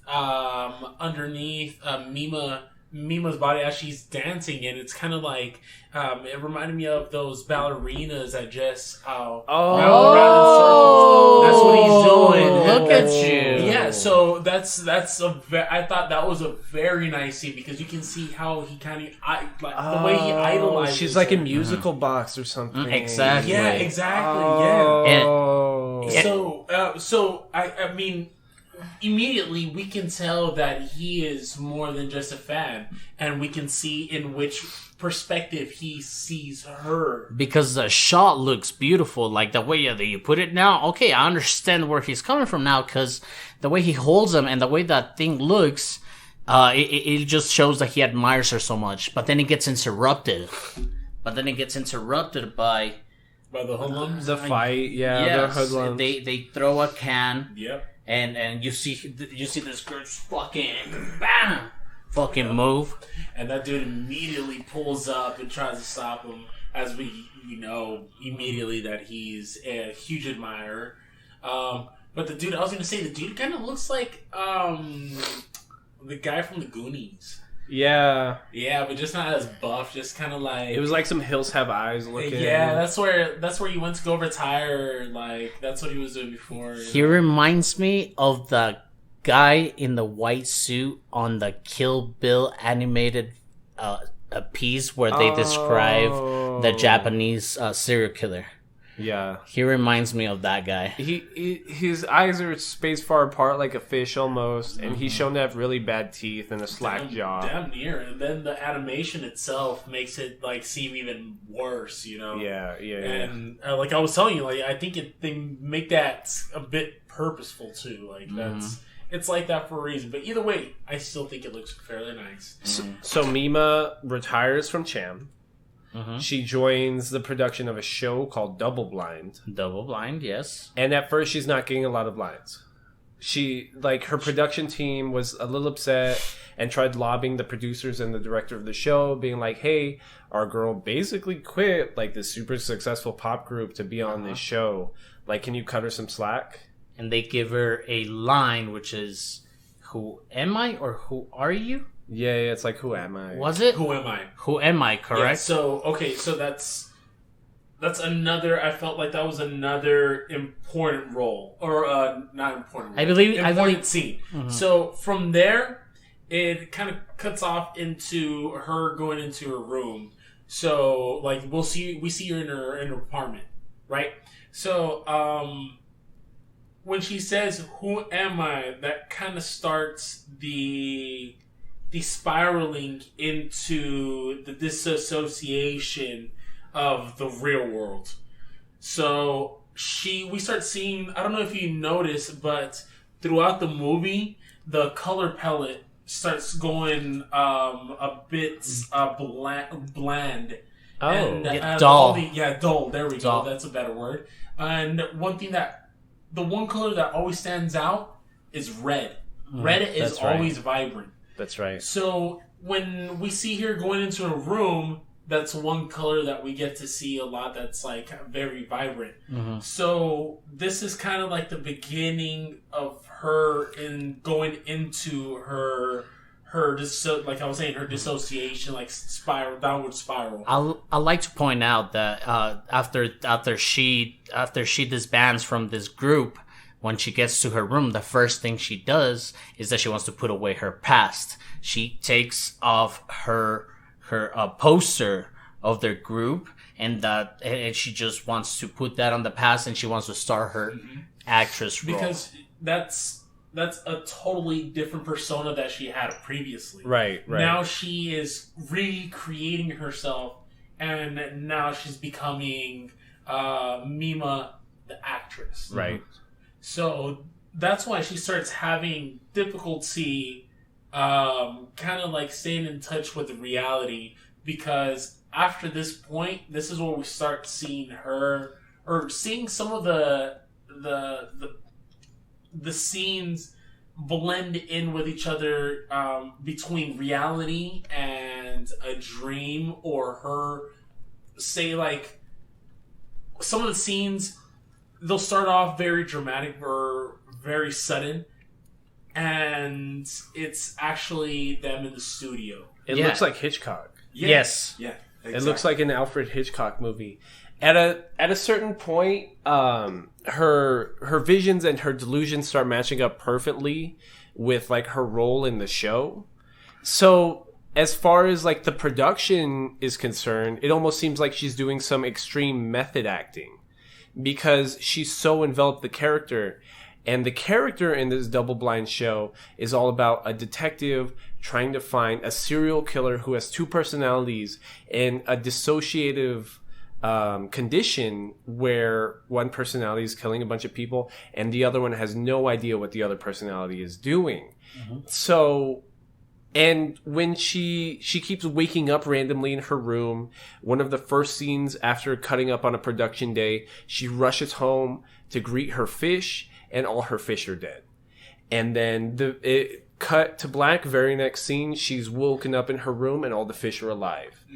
And every day just kind of blends together, and she doesn't have a real understanding of what's going on, and neither do we as the audience. So I think a little bit, if you allow me to reel it back a little bit, just after she got her first scene and they were in production, a fan mailed a bomb card to the studio, and it damaged the agent who kind of pursued Mima To get in her eyes, to getting the whole thing going on. But it's seen as him being shady as well, like with some Yakuza Mafia influences in there, being like, hey, like when he's talking to other producers and other people on set, he's bullying them almost like a mafioso would. Just like, you want my girl to do this for you? Like, what are you gonna do for me? Like, we need money, we need that. And it's and yeah, the card blows up in his hand and he ends up dying. He didn't die. No. He didn't die? No. He was okay. Yeah, he was okay. But then the card said, this is just a warning that next time will be real. Yeah, and this is where we get to see that people are mad that she left that previous persona of Mima being the singer. She was like the leader of Chen. Yeah, pretty much. So, honestly, this is where I kind of started thinking that probably it's that like fish-eyed looking dude that's sending all this. Yeah, they make you think that. And we start finding out that she even has like a super fan webpage as well. Oh, so yeah, I wanna talk about that. When she goes to her room, she gets some sort of letter or some sort of message, like an email or something. A fax that says traitor, something like that. But then I don't know where she says this. She's like, I always like looking into Mima's room, and then link. This they're mentioning the chat room, because she finds out that there's a fan kind of webpage where there's just people talking to their fans, and then she finds entries of her. sorry to cut it back even further. A lot of the outrage first comes in one of her first major scenes in the production of the show, where it's a fake strip club rape scene. Mm-hmm. And it's very graphic. I remember watching this scene at the bar I worked at last year when I was hosting Anime Night. And I was busy at work, and I didn't know anything about this movie, and I just looked up, and all I saw was this scene with like 20 different guys on this girl, and she's being assaulted, basically. And it's so graphic that you see her producer / manager like stand up in disgust. Like she can't stand seeing Mima, her client / best friend, being portrayed and treated like this. I believe this is the point where Climax. this is the point where she really loses touch between reality and of who she really is. This is where she gets that solid dissociation, because she kind of gets lost in the whole scene, and it seems like it's actually happening. And I believe this is like she's at her apex where she just lost her shit right now. Absolutely. And then she's having to deal with her acting, and then having to deal with the fisheye dude that is also starting to stalk her as well. So we start seeing a little bit more of him, and these scenes start blending in even more, because there's like a scene where well, I don't want to jump in too far. That's a little bit further with, because that would have to take part after like we have a part with Rumi, Mm-hmm. where Rumi is starts to, like, takes her home because she has like Rumi's the an episode. manager. Yeah, Mm-hmm. where it takes her home because she has an episode. Yeah. And She has like a panic attack on set. Yeah, there on you set. go. And So- I believe it's after that rape scene. What I have to say about the rape scene is that throughout this whole rape scene, I mean, it sounds rough, but throughout this rape scene, they have various cuts and movements of camera. At those points, you have the actors. You know, you have the actor that's mainly raping Mima. He's like, "Hey, I'm sorry." He's like, "Hey, don't." She says, "Don't worry about it." So they kind of play. Because she's trying to be a professional. Yeah, they play out this whole rape scene pretty professionally as far as when it goes into cuts and everything like that. So everything seems like everything is very understandable. It's very above board. Mm-hmm. So then you have this, like Lloyd said, you have this very spiral down how things are happening now more quickly. So you have Rumi, which is a manager. She gets very upset and she leaves set. You have the fisheye guy there, the Lloyd keeps mentioning, the stalker.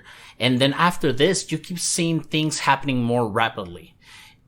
Her fans, from what she can see from this Mima room, is that the fans are upset, or she keeps seeing this apparition, or she keeps hearing this inner voice that fans are upset, that they can't believe she did that. She should be a J-pop singer and stuff, and it just starts developing very quickly. At a certain point, she starts seeing the image or the delusion of her pop image self. Like, Which is hopping super bright. and skipping around. Like, bright personality, one of her bright-ass stage outfits. And she keeps following it around, and nobody else realizes the delusion she's experiencing. Because she's trying to chase something that is no longer there. Yeah, and She's I like the use of the mirrors as well. Mm-hmm. Absolutely. Because that's where you start seeing whether it's really a dream, it's really her, or what's going on. And then at this point, like Drew said earlier, the visuals start getting very blurry between set, reality, the delusion, and the stalker view of our main character. Yeah. At some point, there was like maybe a 5-minute spurs where she woke up in her room 5 different times. And she didn't remember any of these days. And she can't remember any of these days. So throughout her transition from being this J-pop star to being an actress, you see things happening very, like, coincidentally. Her one of her agents got attacked by the bomb letter, and then one of the guys that started trouble in the initial concert in the opening, she had walking home, she had seen this this newspaper article that he was like in critical condition at the hospital. Then after that, you see some other killings happening. I think what happened after that was that she wanted to do some cool pictures for a magazine. Right. Yeah. She started taking some sexy pictures for a magazine. They were provocative, but they seemed professional. It was a professional set, professional photographer. But then, was he also murdered? Or he was hurt, I believe. No, I think I think he got murdered. I believe so. Right, Who was because the one that got stabbed in the eye? Yeah, that's him. Oh yeah, That's was a the one that got photographer. stabbed. So they found him stabbed in the eyes, and then there's another scene with another one of her producers / agents / they never even explain the titles of these people, but there's this guy watching news about Mima on TV, and he ordered a pizza. Pizza guy shows up, and you hear him have this awkward ass conversation with this pizza delivery person, being like, "Hey, you're really weird, huh?" And then out of nowhere, they just produce like a knife and just start stabbing the guy. Yeah, it was great. I love that scene because he gets stabbed in the eye, and then 1 second passes, and then blood, and then he's like, "Ah, dude!" I was like, "Whoa, that was really cool." What I noticed about I see that scene though is the silhouette of that pizza delivery driver was a woman though. Yes, that was a woman, absolutely. So then, how it starts developing Mima wakes up in her apartment. in her apartment. Her apartment, air quotes. You can't see Aldo, but air quotes. And she opens up her closet, again, air quotes, her closet, and grabs a box full of clothes, which is the exact delivery outfit, and you notice it has blood all over it. Yes. So all these murders are happening, and obviously, like, the city knows about these murders. They're showing it on the news, and she is almost believing that she's behind these murders because of the way that she actually felt about her doing the pictures, her doing that rape scene. So things are, she just starts losing her mind right now. All these murders are happening around her, and at some point the media notices, and she's just getting pushed by the media at some point. There's a scene on that show which is called what? The show? Double Blind? Double Blind. There's a scene where she is being psychoanalyzed. Oh, yeah. And it feels very real because it makes you believe that she is actually being treated because she has dual personality. Because it's this other actress on the show who, in a split scene, is both interviewing Mima's character, but at the same time going on the other side of this pane glass window and saying, like, hey, she has some dissociative disorder, and she cannot understand what she's doing, and she's going on a murder spree. And, like, you as an audience, you're questioning it the whole time. You're like, is this the show still? Because we recognize that it's the actress, but at the same time, we realize that there's a delusion happening, and we're like, is Mima's delusion about being in the show that she's actually in a psych hospital being psychoanalyzed? So as this other character is psychoanalyzing Mima's character, it's exactly what's happening in the movie, but then at a certain point, it's just cut, and the whole production crew cheers because that was the end of the production of the show. Mm-hmm. So you're like, oh, that really was the show. Yes. And then immediately after that, Mima and her manager are trying to leave the facility, but Mima's still in a trance, and she meets that other lead actress lady, and she grabs her and she's like, hey, production's over, like, maybe you shouldn't be acting like that, because she called her by her stage name. She called her by the show name, right? Yeah, and she's like, remember, I'm not that anymore. Yeah, I'm not that anymore. Like, it's okay to snap out of that now. But we see Mima finally come face to face with that fish-eyed security guard, I think they call his title. And there's this huge fight, and it's shown that she's stabbed in the chest, and that she eventually kills the security guard, and her shirt's all torn, and she's absolutely losing her mind. But then Rumi, the manager, is at the same time looking for her, being like, hey, where's Mima? So she goes back into the facility to look for her. Rumi grabs Mima, finds her with her torn up shirt and her distraught, and they go back to where she thinks she killed the security guard, and there's no body there. There's no blood.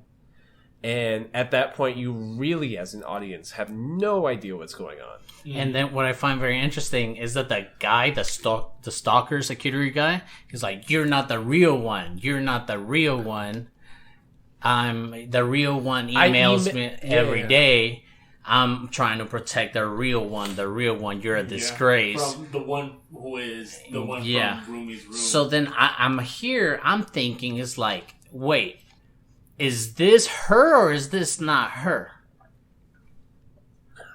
And this is where everything is just being blended in, because it's double blind scenes happening that blend in with also like the murder scenes. Well, that's where you get into the last mindfuck. So Mima again wakes up in a room, and at first she's like, "Oh, this is my room," but then she sees the Cham poster up on the wall. She sees that the fish are alive. And she's like, wait, no, this is Mima's room. And what's the brightest color in the room is a red. It's like, that's her, like, in her fucking manic stage. Right. So, and you get to, like, see that, like, throughout, because, like I was telling you, like, the colors are just super bland, and that's, like, one thing that is just, like, emphasized on the screen. Is the red, and the red, I believe what the color red like describes is her and her disassociative stage, like still not being able to know whether it's like her dream or whether it's reality. Because at this same very moment, she thinks she's in good hands with her manager, and at this point, when she called her over, she comes over, it's why you seem to believe Mima with her outfit, and she comes out, and she's like, ha ha ha, being all maniac.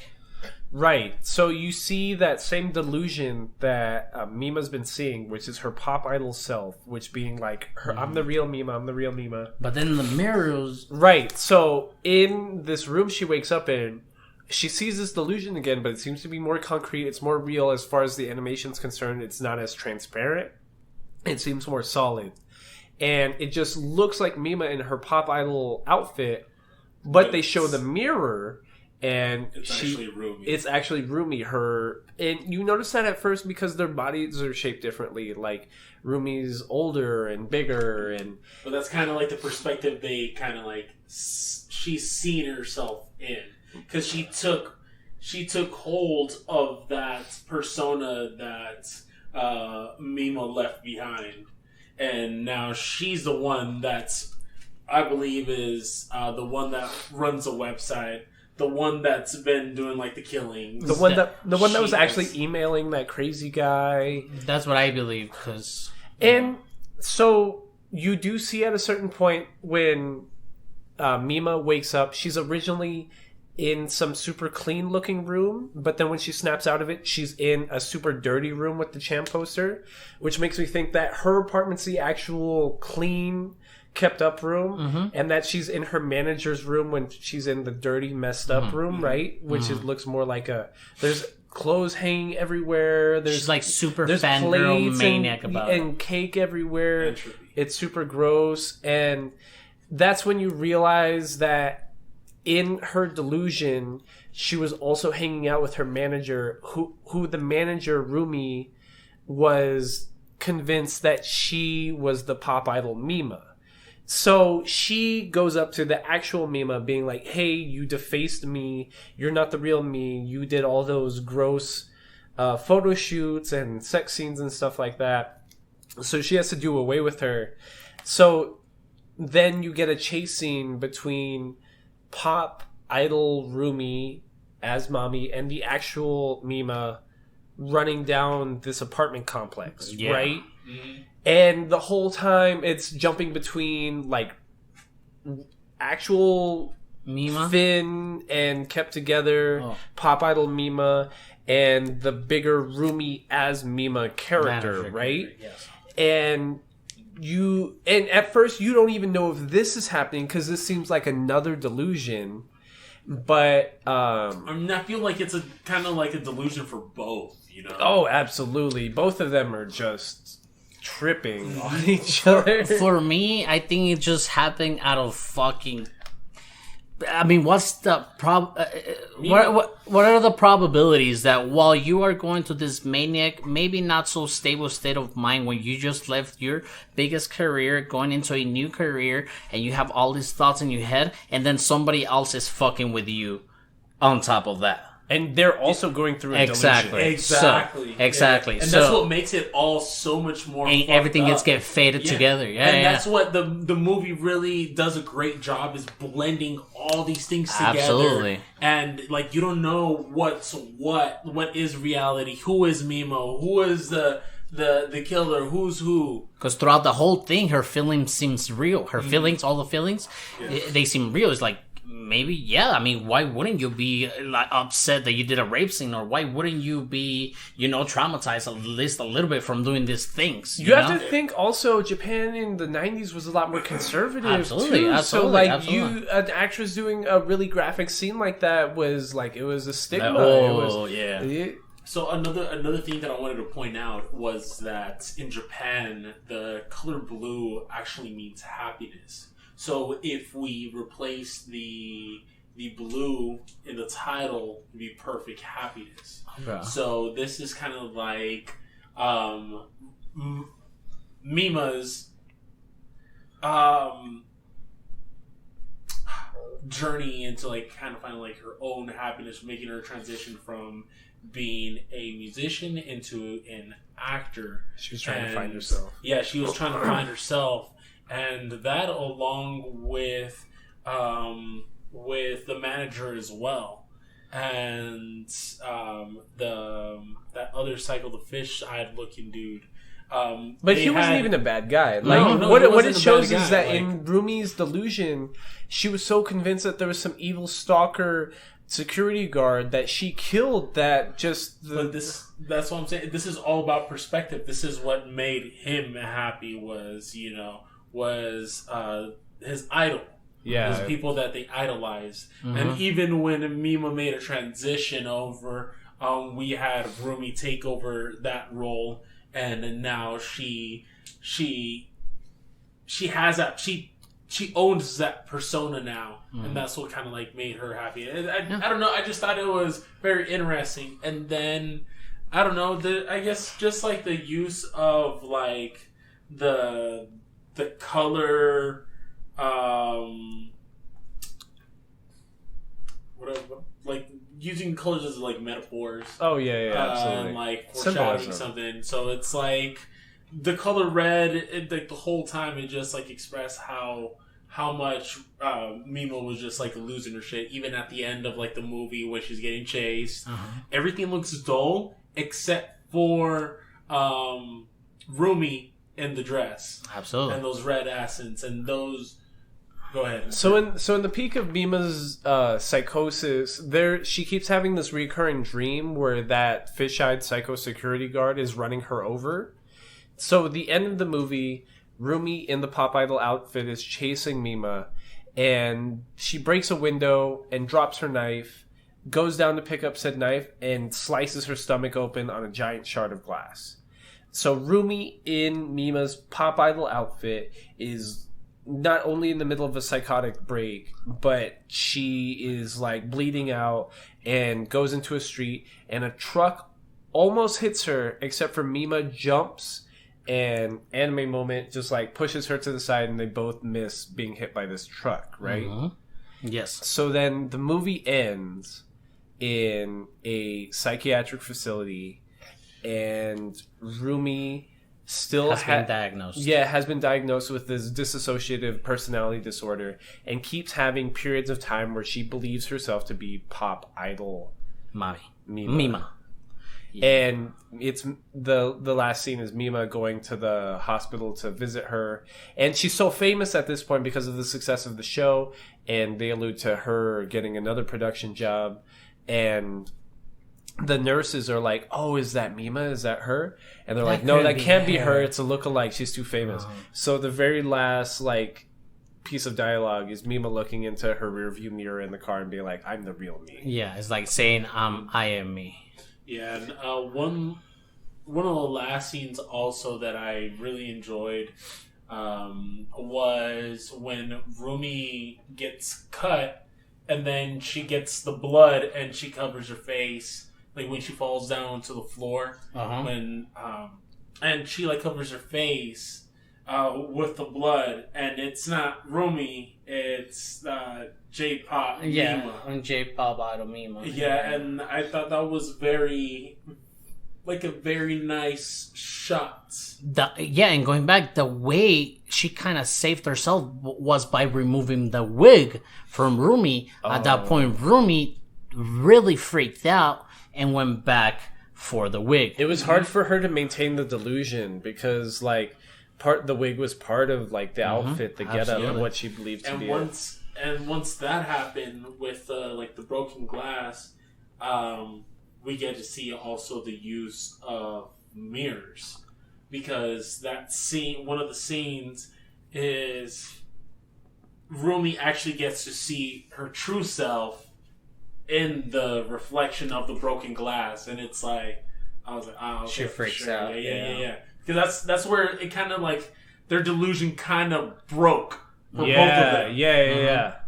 So, and even Mima says it in the hospital, if it wasn't for her, I wouldn't find myself. Or exactly. Because of her, I am who I am, or some shit like that. And going back to what you were saying about how you like the little slight differences, even with just the color red, that to portray a way that somebody sees stuff. It reminded me of the movie Voices, where that schizophrenic character is seeing the view in totally different ways, in medication, without medication. It's just very whoa. It's you could have an episode where you see things that they're not really how they're supposed to be, bro. Yeah, and we got to see something like that in Perfect Blue, when we're talking about the room where it's clean and all of a sudden it's dirty. It's the same thing with Voices, where his whole living room is just shit, and he's living in his own little world, his own little delusion.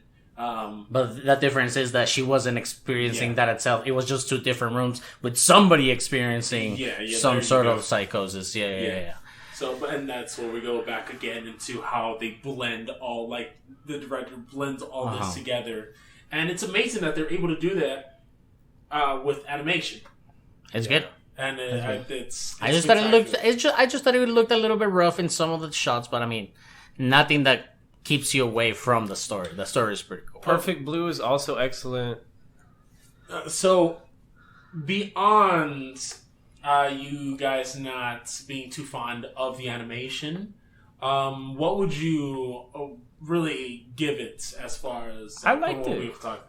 I liked it. Honestly, did you guys watch it before? I've watched it before. I saw it once, but I feel like I didn't really pay attention. Seeing it all the way through this time. Yeah, that was pretty messed up when I went to go watch it. But either way, I did watch it at the movie theater, but it's not my first time watching it. I do like it. Okay. So, what's the biddy rated for this one? I say, for me, I'll say 9.5 biddies. Thumbs up. Just watch it while a little tossed. It's enough of a trip all by itself, even if you don't understand it. It's super entertaining. Mm-hmm. Yep. And this brings us to the Nerd Down finally. Yeah, I was gonna give it a 9 out of 10 biddy. Oh, okay. That's right. Yeah, My bad. We'll go ahead and do the Nerd Down now. Nerd Down. What's the fucking deal? What's poppin'? So, if anyone follows us on Twitter, we were announcing today that we are willing to donate to the Autism Society of El Paso. So, what we're asking is just mention our Twitter, which is @BetweenNerds, and use the hashtag Nerds for Autism. And we not only will we donate $1 to the Autism Society of El Paso for every time we're mentioned, but we're also going to do a giveaway to one of the people that use the hashtag and the mention and name us their favorite anime.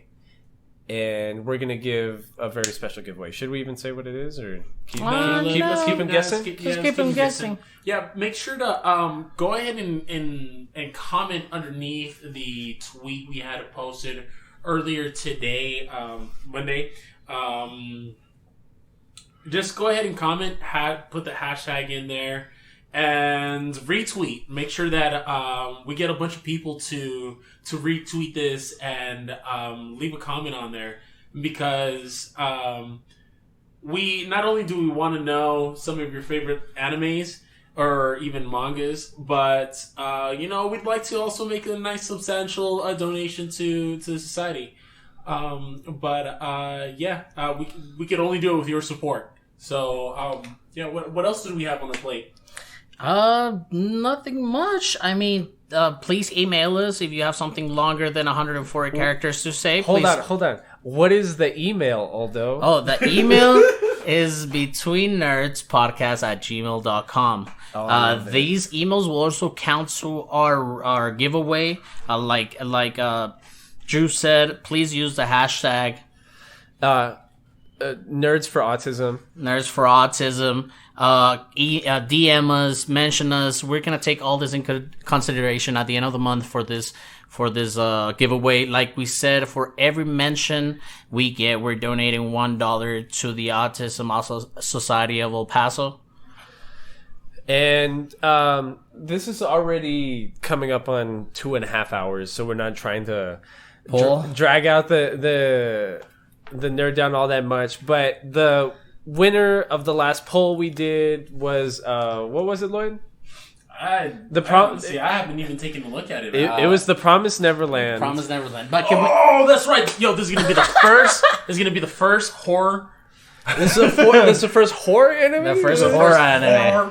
This is the first thriller horror anime that we will be discussing. Can we please make next poll longer than 24 hours? I'm sorry. We got 9 votes. I thought that was that was cool. Good. That was pretty cool. It's like you have a minute to vote. We get 1. Yeah, no, honestly, I'm pretty excited about this one because the anime is pretty cool, but the manga is just gets out of hand. It gets very I think this is the perfect tense. I think this is a perfect time to watch it because season 2 is coming out in like winter 2021. So that's like January. Okay. So we're like 6 months away from season 2. So that's super cool. Nice, definitely looking forward to it, man. I've never seen it before. You haven't seen it? I've never seen it. I made before. Karen watch it a couple months ago. She loved it. Nice. To be honest, it's pretty slow, dude. You just really have to get into the story. I'll get into the story. Just finish episode 1. You'll love it. Get the fuck out of here. That's true. It took me more than that. It took me at least like a good 4 episodes. Okay. So then we're going to post another poll soon. For the week after. Well, I'll do it right now. Mm-hmm. Do we want to keep the same anime? We had Kill la Kill, Beastars. I think that's the only thing that got any votes though. Okay. Do you want to put 2 more besides that? We mentioned before that we don't want to just keep it to anime. We also want to keep it to a lot of pop culture, nerd-esque things. So we had talked about Avatar: The Last Airbender before, and Castlevania. Season 1 of Castlevania I don't think was that good, but Avatar is split up into books, they call it, not seasons. We'd have to look into how long each of those seasons are, but I'll post it later tonight. We'll have some good. What do you want to watch? Let's talk about Domestic Girlfriend, please. Oh, you want to talk about Domestic Girlfriend? I haven't watched any new episodes of Domestic Girlfriend. Oh, great. Well, it's all there. It's all available. Get on Crunchyroll. We're going to have to dedicate some time to talk about Domestic Girlfriend. Okay, because the kitchen... It's hot? It's very hot. Damn. We're close to the stove. And food spicy too? The food is spicy, bro. is so fucking spicy. Like your nostrils are gonna be sweating, man. Okay, I guess Your we'll eyes save are some gonna time be for next tearing. time. It's amazing. It's Okay. good. It's good. Anyways, one last what? thing. Lloyd's been watching Domestic Girlfriend. I watched all of season 1 of Haiku, which is the volleyball anime. It sounds really lame because it's volleyball. Don't get me wrong, but like it's super cool, like anime-esque. Like we can do this as a team, as a friendship, like kind of stuff. power of and friendship. they teach you about volleyball, like. Yeah, I feel like I could play some volleyball right now. Don't get me wrong. Yeah. You But- came dressed like it. Yeah, I'm volleyball. about to go play a game of volleyball with CJ. But yeah, guys, like we said, please mention us. Help us, help the community. Email us at the beginning of every episode. We do want to follow up with like user generated talk from last episode. So. and please follow us. Send us comments. DM Where? us, of course, on Twitter. And our Twitter handle is Between Nerds. Between Nerds. Jeez. Don't forget to watch Promise Neverland. Sorry, I'm like gassed out right Please now. use the hashtag. We've been recording for 2.5 hours. Use the hashtag we've been recording for 2.5 hours. All right, guys. Well, we had fun, and we'll catch you next time. This has been Between Biddies.